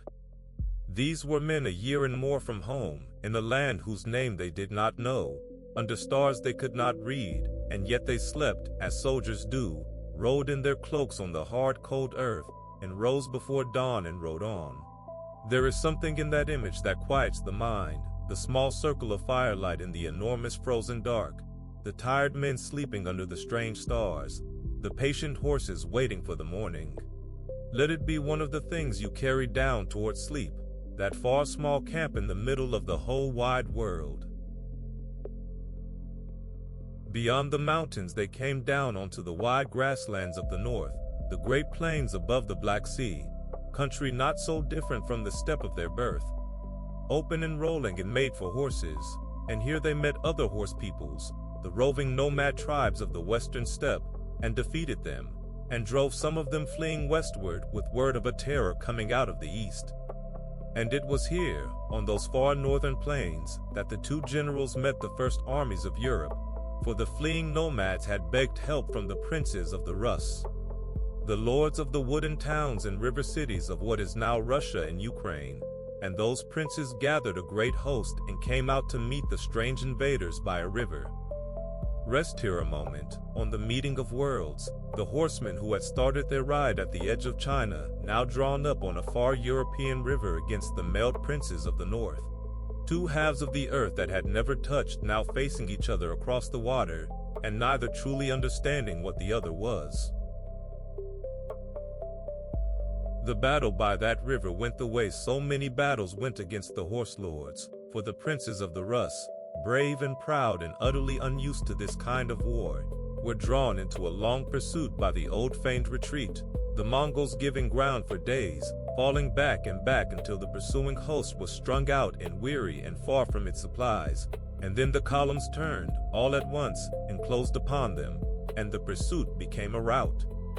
We will not linger over the fighting, for tonight is not for that, and the sources tell it grimly enough. It is enough to know that the Western princes were broken, and that the two generals, having beaten an army from a world they had not known existed a year before, did not stay to hold the land or press the victory. They had ridden far enough.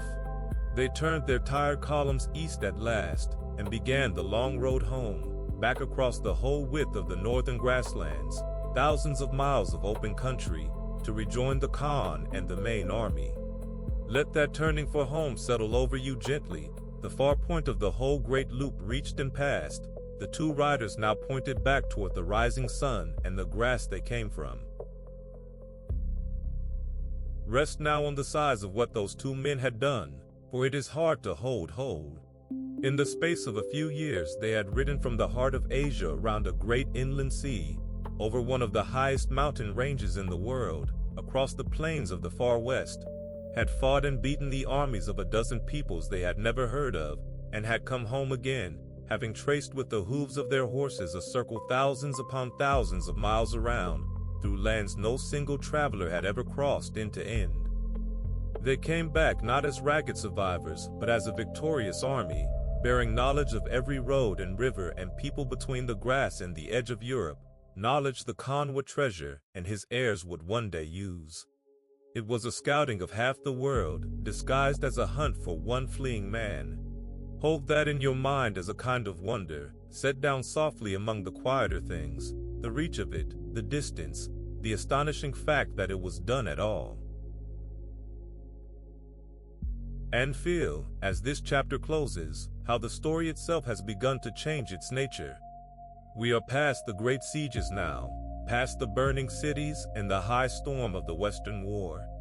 What we have followed here is not the taking of a city, but the crossing of a world, a long, cold, roving ride through mountains and over plains, more journey than battle. And there is a kind of rest in that widening out, the eye lifted from the walls and the fire to the great empty distances, the snow on the far passes, the rivers no one had named, the horizon always receding before the tireless horses. This is the empire at its farthest stretch, the moment its reach is greatest, and from here the story turns inward and homeward and quiet, toward law and road and long peace. So let the two generals ride home now, small under the enormous sky, their great loop closing behind them. Feel your breath go slow and even. Feel the warmth around you and the weight of the day going out of your limbs. The far mountains stand white and silent behind the riders. The plains roll away eastward toward the grass and the rising sun and home.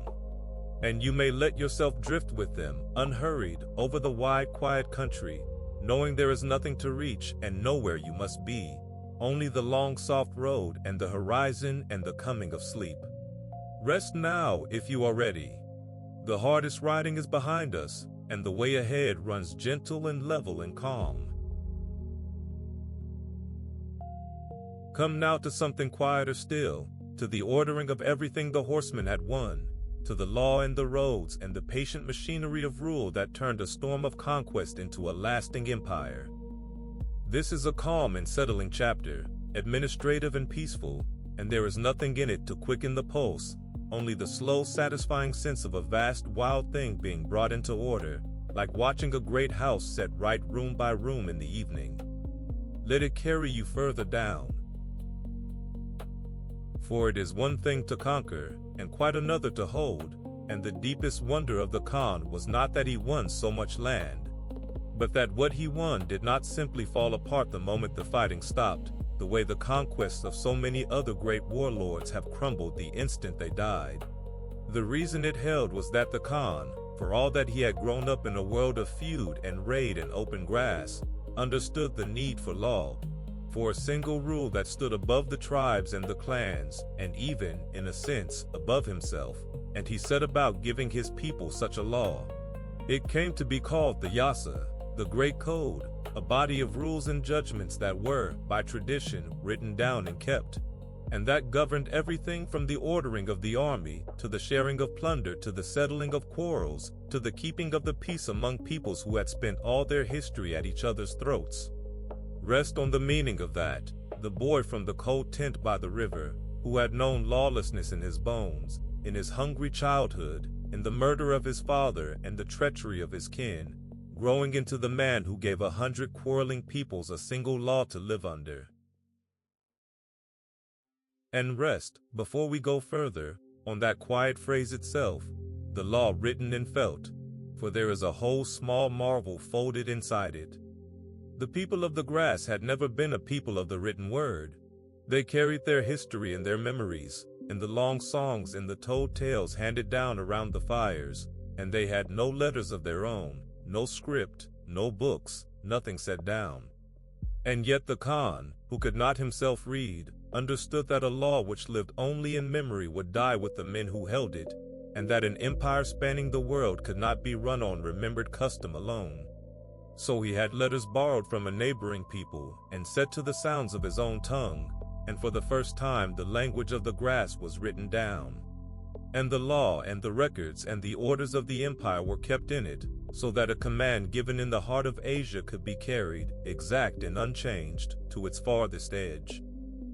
Rest on the gentleness of that idea, the unlettered horse lord reaching out for the quiet power of writing, the felt-walled tents of the grass learning, for the first time, to keep their word on the page, so that what was decided would outlast the deciders and hold the vast empire steady long after the voices that made it had gone still.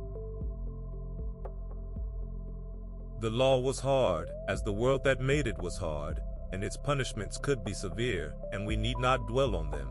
But its spirit was order, and fairness of a rough and even kind, and above all loyalty and the keeping of one's word, for the Khan had learned in his youth exactly what betrayal cost, and he prized faithfulness above almost any other thing. Under his law, a man was to be judged the same whether he was rich or poor, and a promise was to be kept, and a guest and a messenger were sacred and not to be harmed, that old law of the envoy whose breaking had loosed the whole Western war. Theft was punished hard, and so was the abandoning of a comrade in battle, and so was any treachery against the Lord one had sworn to serve, while the man who stayed loyal even to a losing side might find himself honored rather than punished when the fighting was done, for the Khan respected faithfulness even in an enemy. Let that settle quietly, the shape of a rough justice rising over the old chaos of the grass, a single steady rule where before there had been only the strong hand and the blood feud. And rest too on the way the Khan had ordered his army, for it was of a piece with the law, and it is a quiet and orderly thing to consider as sleep gathers. He had broken the old tribes apart on purpose, so that a man no longer fought beside only his own kin, and had built his host instead out of tidy, counted units. Tens gathered into hundreds, hundreds into thousands, thousands into the great divisions of 10,000, each with its officer, each officer answering to the one above him, all the way up to the Khan himself. A man could rise in that army by skill and courage and faithfulness alone, whatever his birth, so that a humble herder might come to command thousands if he proved himself, and the old jealousies of blood and clan were quietly dissolved into a single clean order of merit and duty. It was a simple idea, this counting of men into tens and hundreds, but it made the whole host easy to move and to feed and to command, and it bound men who had once been enemies into one disciplined body that owed its loyalty upward rather than to any tribe. Rest on the neat calm of it, the wild feuding peoples of the grass sorted gently into their tens and their hundreds and their thousands, each man in his place, the whole great machine quiet and ordered and sure. And with the law came the roads, or rather the great system that ran along the roads, one of the most remarkable things the empire ever made, a network for carrying words swiftly across distances so vast the mind can scarcely hold them. It was called the yam, the relay, and it worked in a way so simple and so clever that it changed what was possible in the world. All across the empire, a day's ride apart, the Khan's officers built and kept stations, post houses stocked with fresh horses and food and shelter, each one waiting. A rider bearing the Khan's word would gallop from one station to the next, and there, without stopping to rest, would leap onto a fresh horse held ready and ride on, while his tired mount was cared for behind him. And so the message flew on, horse after horse after horse, day and night, never slowing, across mountains and deserts and grasslands, covering in days a distance that would take an ordinary traveler months. Picture the loneliness and the beauty of it, a single rider changing horses at a small post under the stars in the middle of an enormous emptiness, then galloping off again into the dark, one link in a chain that stretched from the edge of Europe to the shores of the Eastern Sea. To use the roads and the relay, a man carried a token, a tablet of wood or silver or gold called the paitsa, worn on a cord, and it was a kind of passport and warrant in one, commanding all the Khan's officers to give the bearer horses and food and safe passage, on pain of the law. A merchant or an envoy who carried the Khan's paitsa could travel the length of the empire, thousands of miles through lands of 100 different peoples and tongues, and be fed and housed and protected the whole way, in the Khan's name.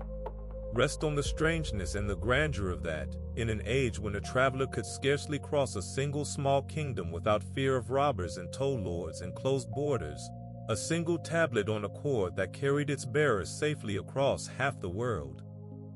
It is the very opposite of the storm we passed through in the West, the same vast power that had flattened the cities now bent to make the roads between them safe, and there is a deep quiet satisfaction in the turning of the one into the other.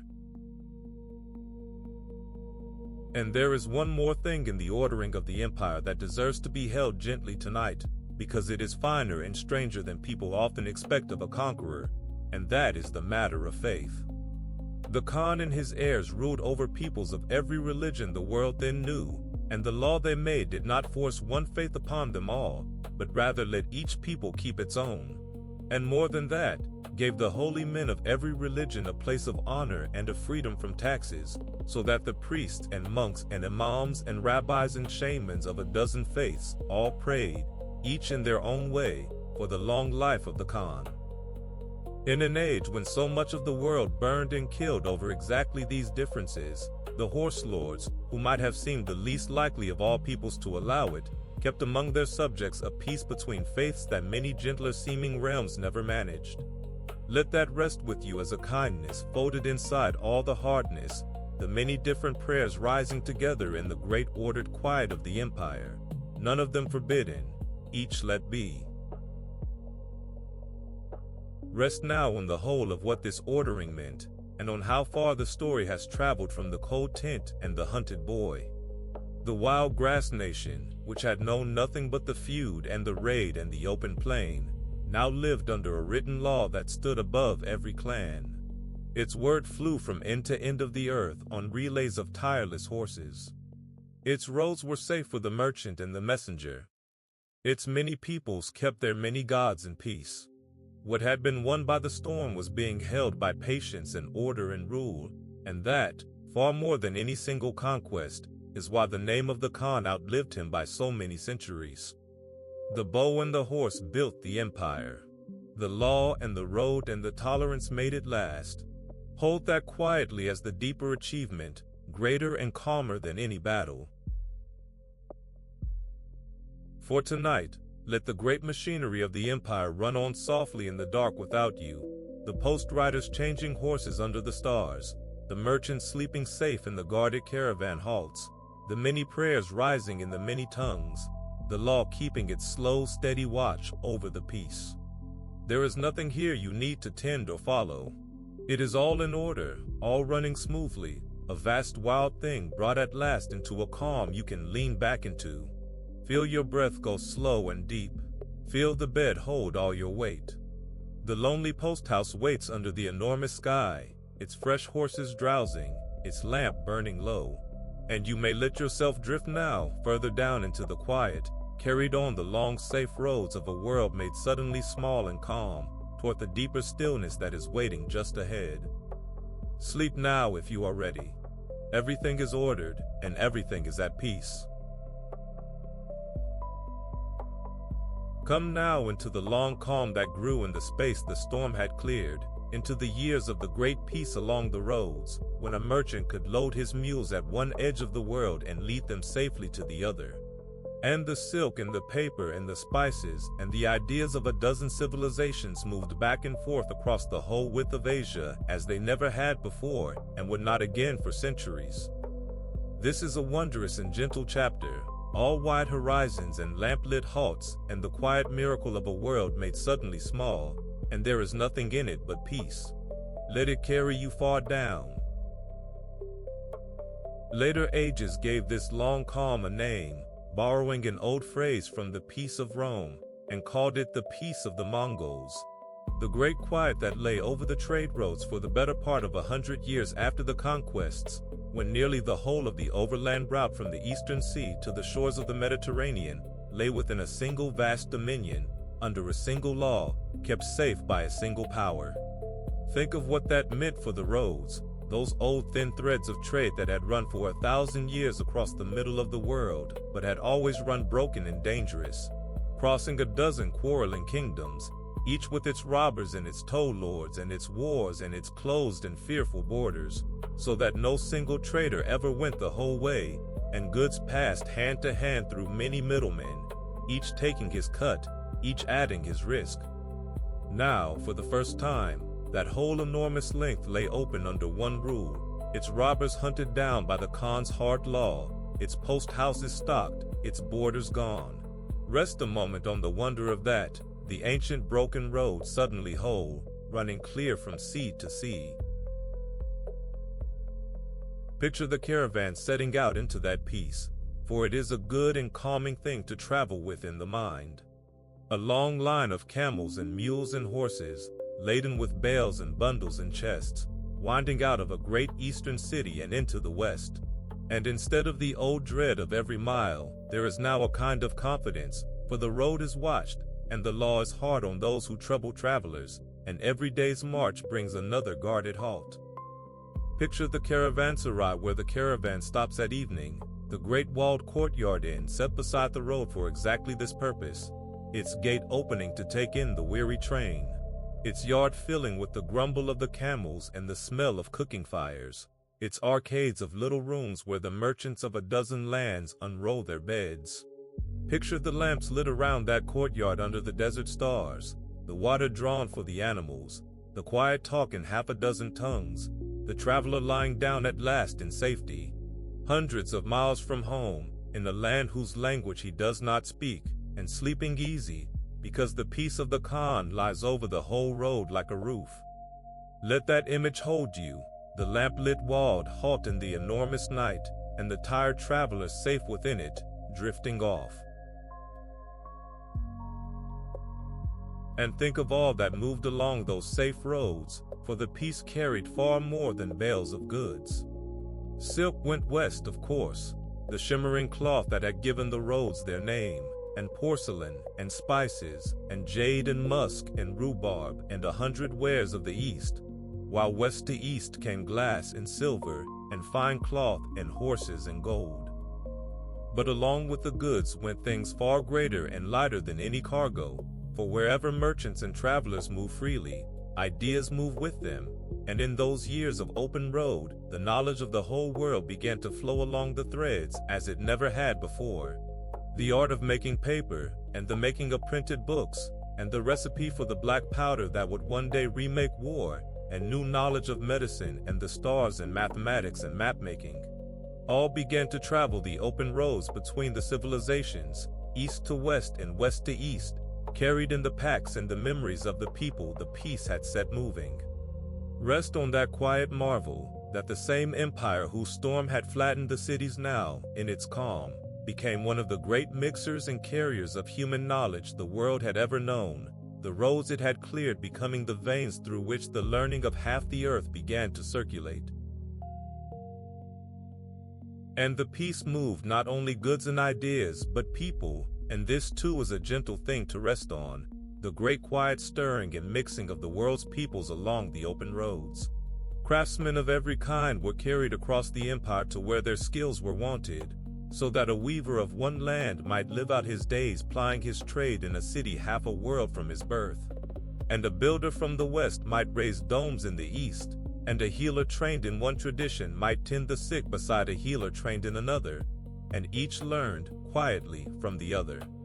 Cooks carried their dishes along the roads, and words passed from tongue to tongue, and songs and stories and fashions and ways of doing things drifted from end to end of the vast dominion, until the whole of it was gently stirred together, the arts and tastes and knowledge of 100 peoples flowing and mingling as they never had in all the shut-off centuries before. Rest on the slow warmth of that, the great mixing of the world, not by force now, but by the simple safe movement of people along the open roads, each carrying a little of home to a far place and bringing a little of the far place home, the whole earth growing, quietly, a little more like one place. Rest too on the wonders that waited at the eastern end of those roads, in the great capital the Khan's heirs would raise, for the travelers who reached it came home with tales their neighbors could scarcely believe. They spoke of a city vaster and richer than any in the West, of broad straight streets and mighty walls, of palaces and gardens and markets heaped with the goods of the whole world. They spoke, in wonder, of money made not of gold or silver but of paper, mere printed sheets that the whole great empire honored as though they were coin, a thing unheard of in their own lands. They spoke of black stones dug from the earth that burned hotter and longer than any wood, of bridges and canals and hospitals and post roads, of an order and a plenty beyond their imagining. Some who told these tales were not believed at all, and were thought to have dreamed or lied, so far beyond the Western world was the thing they had seen. Let those wonders drift through your mind as pleasant strange images in the dark, the paper money, the burning stones, the enormous ordered city glittering at the far end of the safe roads, all of it real, all of it waiting at the end of the long calm journey west to east. It was in this long peace that the famous travelers came, the ones whose journeys we still remember, merchants and monks and envoys who went from one end of the known world to the other and lived to tell of it, precisely because the road was now open and safe enough to be traveled whole. Men set out from the cities of the far west and journeyed all the way to the court of the great Khan in the east, and stayed for years, and came home again with tales of wonders that their neighbors could scarcely believe. And holy men and envoys went the other way, and letters passed between rulers at the two ends of the earth who had never dreamed the other existed. The world in those years discovered its own size and found it, for the first time, crossable. Let that settle over you gently, the sense of the whole wide earth drawing quietly together along the safe roads, the far ends of it reaching out and, at last, faintly touching. There is a kind of justice, or at least a kind of balance in this long calm coming after the storm, and it is worth resting on before we go, softly, for it is the thing that most complicates the whole memory of the Khan and his people. For it is true, and must not be forgotten, that the conquests were terrible, and that whole cities and countless lives were swept away in them, and no telling of the peace should hide the price that was paid for it. And yet it is also true that out of that hard-won single rule there came a spell of safety and openness and exchange that the middle of the world had never known before, and would not know again for centuries after the empire faded. A time when a woman could walk the length of the continent, the old saying went, with a plate of gold on her head, and fear no one. Both things are true at once, the storm and the calm, the ruin and the road, and the mind must simply hold them both, without trying to make one cancel the other. We will not resolve it tonight, for tonight is only for rest. We will let it lie as it is, the double truth, and turn toward the calm that is real and lean into it. So rest now in the long peace, and let it be, for a while, the whole of the world. The roads run safe and open from sea to sea. The caravans move unhurried through the enormous quiet. The lamps burn in the walled halts under the stars, and the tired travelers sleep easy in strange safe lands, and the silk and the paper and the slow-traveling ideas move gently along the threads that bind the far ends of the earth together. There is nothing in all of it that need trouble you, no danger left on the whole vast road, only the long calm and the moving lamps and the safe sleep of a world made small and quiet. Feel your breath go slow and deep. Feel the warmth gather close and the weight go out of you. And let yourself drift now along the safe night roads, unhurried, unafraid, carried on the great peace toward the deeper stillness that is waiting just ahead.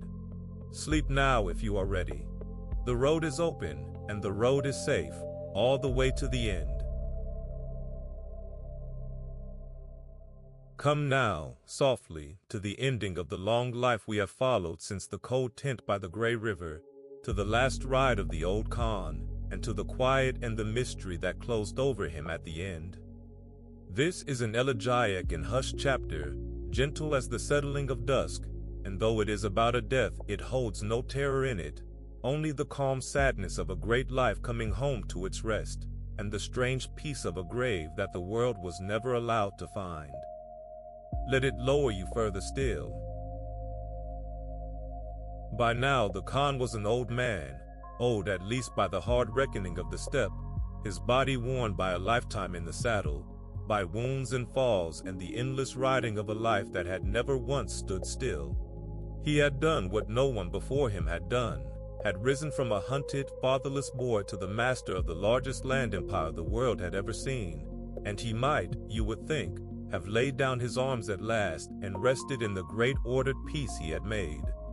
But there was one old matter unfinished, a kingdom in the west of China, a people called the Tangut, who had once been his vassals and had refused him aid in his hour of need and then risen against him, breaking their word, and the breaking of a sworn word was the one thing the Khan had never in his life been able to let pass. And so, old as he was, he mounted once more and rode out to settle it, on a last campaign, into the dry lands of the west.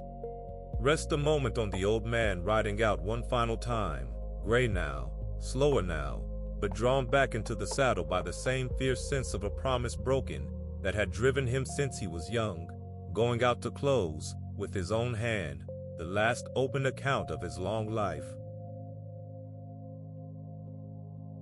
It was on this last campaign, the old stories say, that the thing happened which began his ending, and it was a small thing, as the beginnings of endings so often are. He was hunting, as he loved to do, riding after wild horses across the winter country, when his own mount, startled, shied and threw him, and he fell hard to the frozen ground. He was an old man, and the fall was heavy, and though he rose and made light of it, a fever took him in the night, and it did not fully leave him. His commanders and his sons begged him to turn back, to give up the campaign and go home and heal, but he would not, for the word he had come to keep was still unkept, and he would not turn from it. So he rode on, sick, into the last war, and the fever rode with him. Let that settle quietly in the dark, the small stumble of a startled horse, the hard fall on the frozen plain, and the old strong body, which had survived so many battles, beginning at last, quietly to fail.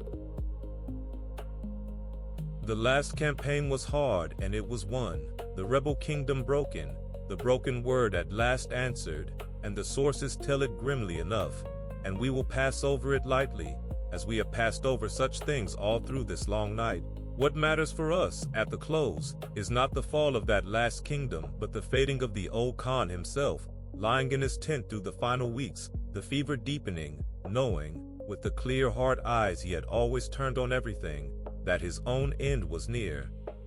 And in those last days he did what a great ruler must, and set his house in order, and spoke to his sons about how the empire was to be held together after him.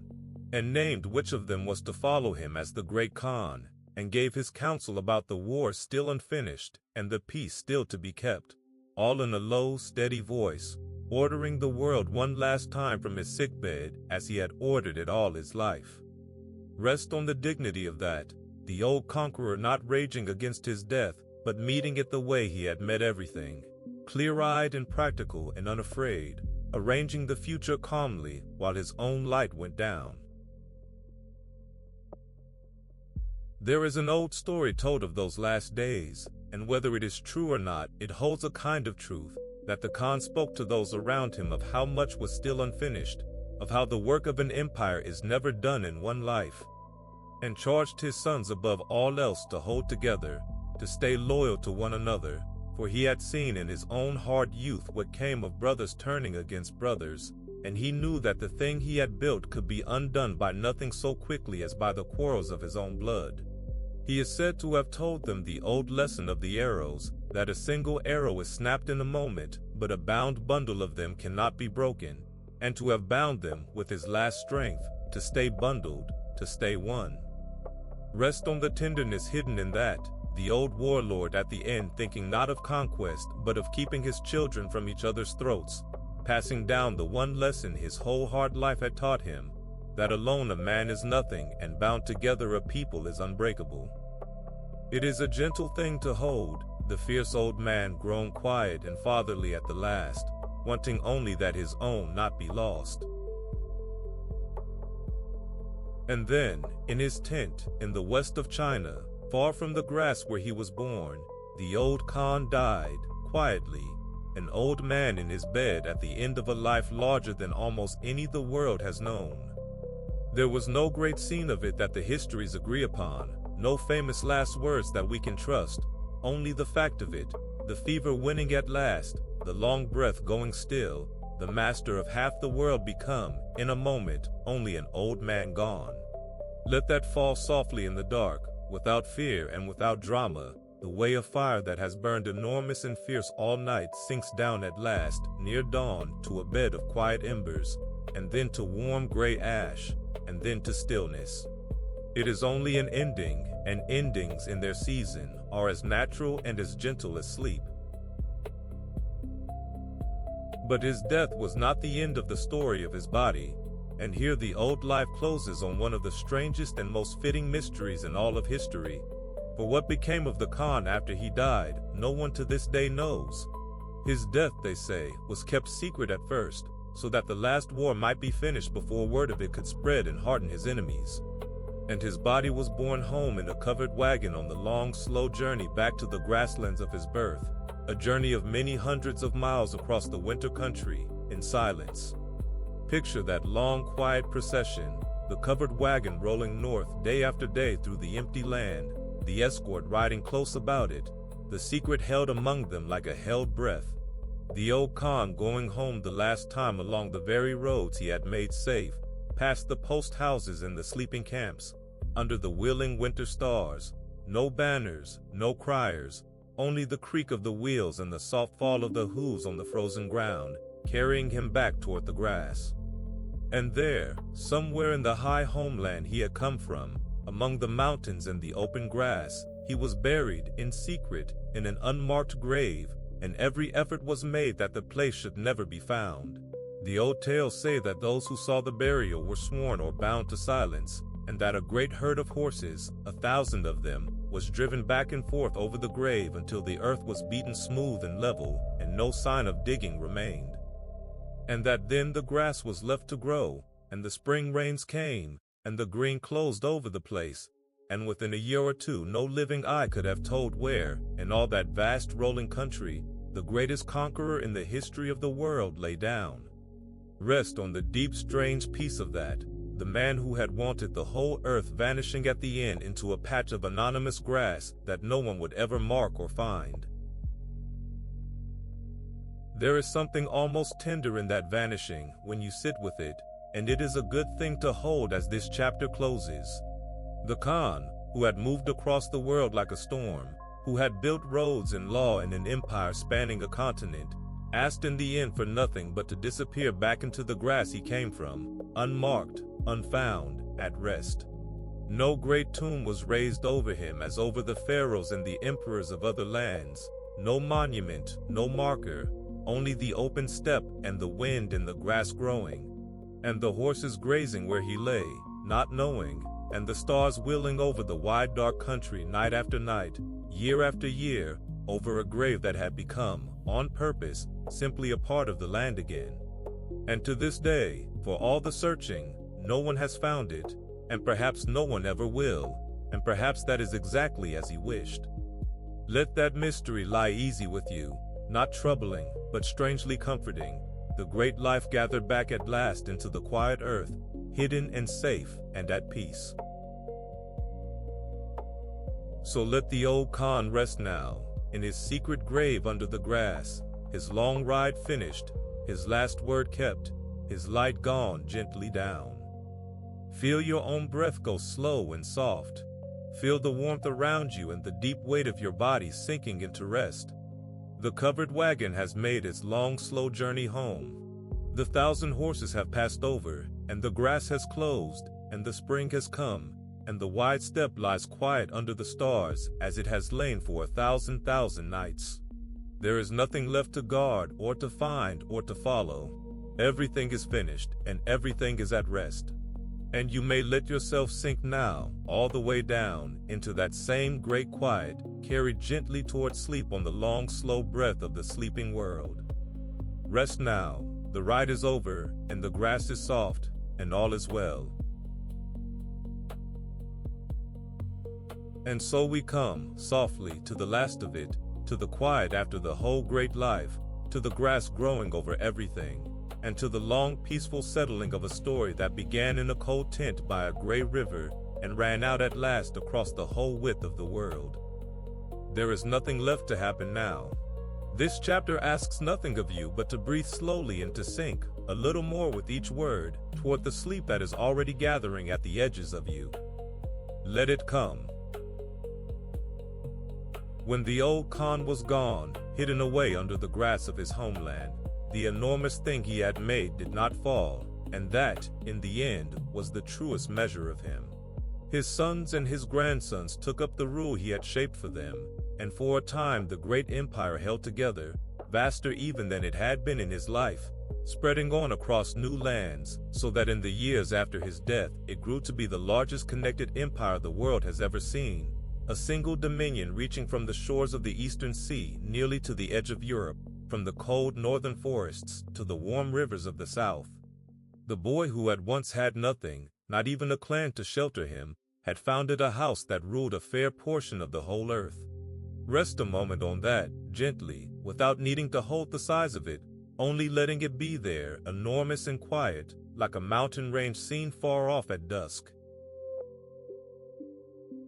But no empire holds forever, and this one, in its turn, began the slow and peaceful business of coming apart, not in a single fall but in a long, gradual settling, the way a great snowfield softens and settles as the season turns. It was simply too large to be ruled by one hand for long, too wide, too full of too many different peoples and lands, and so in time it eased apart into several great realms, each ruled by a branch of the Khan's own family, one in China, one in the western steppes, one in the lands of old Persia, one in the heart of Asia. They were kin, these separate realms, sprung from the one man, and for a while they held loosely together, and then more loosely, until they were simply neighbors who shared a great-grandfather, and each went its own way into its own history. There was no catastrophe in it, no single burning end, only the slow work of time and distance, the great thing subsiding gently into its parts, the way all great things do at last. Let that settle over you as something calm rather than sad, the natural easing apart of what had grown too vast, a quiet turning of the long season. And the peoples the Khan's house had ruled went on, and were changed by the ruling, and changed their rulers in turn, and this too was a gentle thing to rest on.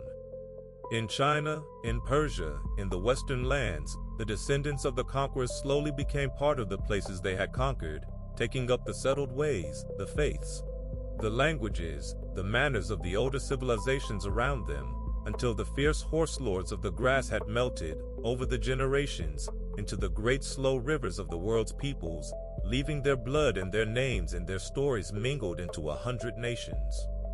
It is the oldest pattern in all of history, the conqueror in the end absorbed by the conquered, the storm becoming, at last, part of the settled land it broke upon. There is no loss in it, only change, the endless gentle folding of peoples into one another that has gone on since the beginning and will go on to the end. Let it be part of the calm now, the great mixing, the softening of every hard thing into the long common life of the world. Think, if you like, as you drift, of all that the horse lords left behind them in the world, not the ruin, which time has long since healed, but the quieter and more lasting things. The roads they opened stayed open long after their power faded, and the knowledge that had begun to flow along them, the paper and the printing and the learning of East and West, went on flowing and never stopped, so that the whole world was a little more joined together for their having passed. And they left their blood, spread so widely across Asia that countless millions living today carry some thread of it, and their names, worn into the maps and the memories of a dozen lands, and their stories, told and retold, until a hunted boy from a cold tent had become one of the permanent legends of the human race. Rest on that gently, the strange long afterlife of a life, the way so much of what a person is outlasts them, scattered and softened and woven into everything that comes after, like warmth left in a room long after the fire is out. And it is a curious and quieting thing, when you sit with it, how a life so vast should come down to us at last mostly as a story, told softly in the dark, the way we are telling it now. The cities he took have long since been rebuilt or forgotten. The armies he led are dust these many centuries. The empire he made is broken and gone into the making of other nations. And what remains above all is the tale, the shape of the life, the boy in the cold tent, the wooden collar and the night flight, the friend who became the enemy, the great name given on the hill, the storm and the long peace, and the grass growing over the secret grave. That is what outlasts even empires in the end, the story, passed on and on down the generations, worn smooth as a river stone by the telling, until it is no longer quite history and not yet quite legend, but something gentler than either, a thing to be handed to a tired listener at the end of a long day, to carry them down into sleep.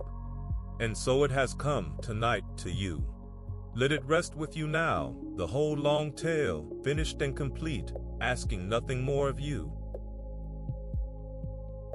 And think, last of all, of the grave, the secret grave under the grass, which is where this whole long night has been quietly leading. For while empires rose and fell and split and faded, while the descendants melted into the nations and the roads carried their cargoes and the centuries turned and turned, the small unmarked place in the high homeland lay undisturbed, and the grass grew over it season after season. Green in the short summer, gold in the autumn, white under the winter snow, green again with the spring rains, on and on, year after year, century after century, the horses grazing over it, the wind moving through it, the stars wheeling above it, and no one, in all that time, ever knowing. The greatest conqueror the world has ever seen, gathered back at last into an anonymous patch of moving grass, at rest, unfound, at peace, a part of the land again, as if he had never been anything else. There is a deep and perfect quiet in that, and it is the quiet we will lie down in now. So let it all go now, gently, the way the grass lets go of the light at the end of the day. Let the empires ease apart and settle. Let the roads grow quiet. Let the great name fade to a soft old story told in the dark. Let the whole enormous life, the hunger and the cold, the wars and the sieges, the long rides and the vast peace, all of it come to rest, the way the old Khan himself came to rest, under the grass, under the wind, under the wheeling stars, finished and safe and still. There is nothing more to follow. There is nothing more to hold. The whole long story has run its course and come, at the very end, to this soft green quiet, and you are lying at the heart of it, warm and safe, and wonderfully at peace. Let your mind go out, if it wishes, one last time over the whole of that country, the way a slow bird drifts over it at dusk, and see how quiet it all is now. The great walls stand gray and peaceful under the moon, no longer besieged. The silk cities glitter, rebuilt and calm, their blue domes cool in the evening. The long roads run empty and safe under the first stars, the caravans halted for the night in their lamp-lit walls. The post houses drowse with their waiting horses. And over the high homeland the wind moves through the endless grass, and somewhere in it, unmarked and unfound, the old Khan lies sleeping, and the whole vast world he made lies sleeping too, quiet from end to end. There is nothing awake in all of it now but the wind and the stars, and soon even you will not be awake to see them. Feel now how still everything has become. Feel your breath, slow and soft and even, rising and falling like the wind over the grass. Feel the warmth wrap close around you, and the weight of your body sinking down and down into the bed, into the quiet, into the deep and gentle dark. There is nowhere you need to go. There is nothing you need to do. The grass is growing softly over everything, green and endless and calm, and the stars are turning slowly overhead, and the whole wide world is sleeping, and you may sleep now too. Let your thoughts grow soft and far away, like the last lights of a camp seen from a great distance across the dark plain, small and warm and slowly going out, one by one, until there is only the quiet, and the grass, and the stars, and the long slow breath of the sleeping earth. Rest now, everything is finished, everything is at peace. The grass has grown over all of it, soft and green and kind, and there is nothing left in all the world but the quiet, and the warmth, and you, drifting gently down into it. Sleep now, let the last of it fade. Let the grass close softly over the day, and the night take you the rest of the way down, into the deep and the dark and the warm, where there is nothing at all to do but rest. Good night, rest well, and sleep.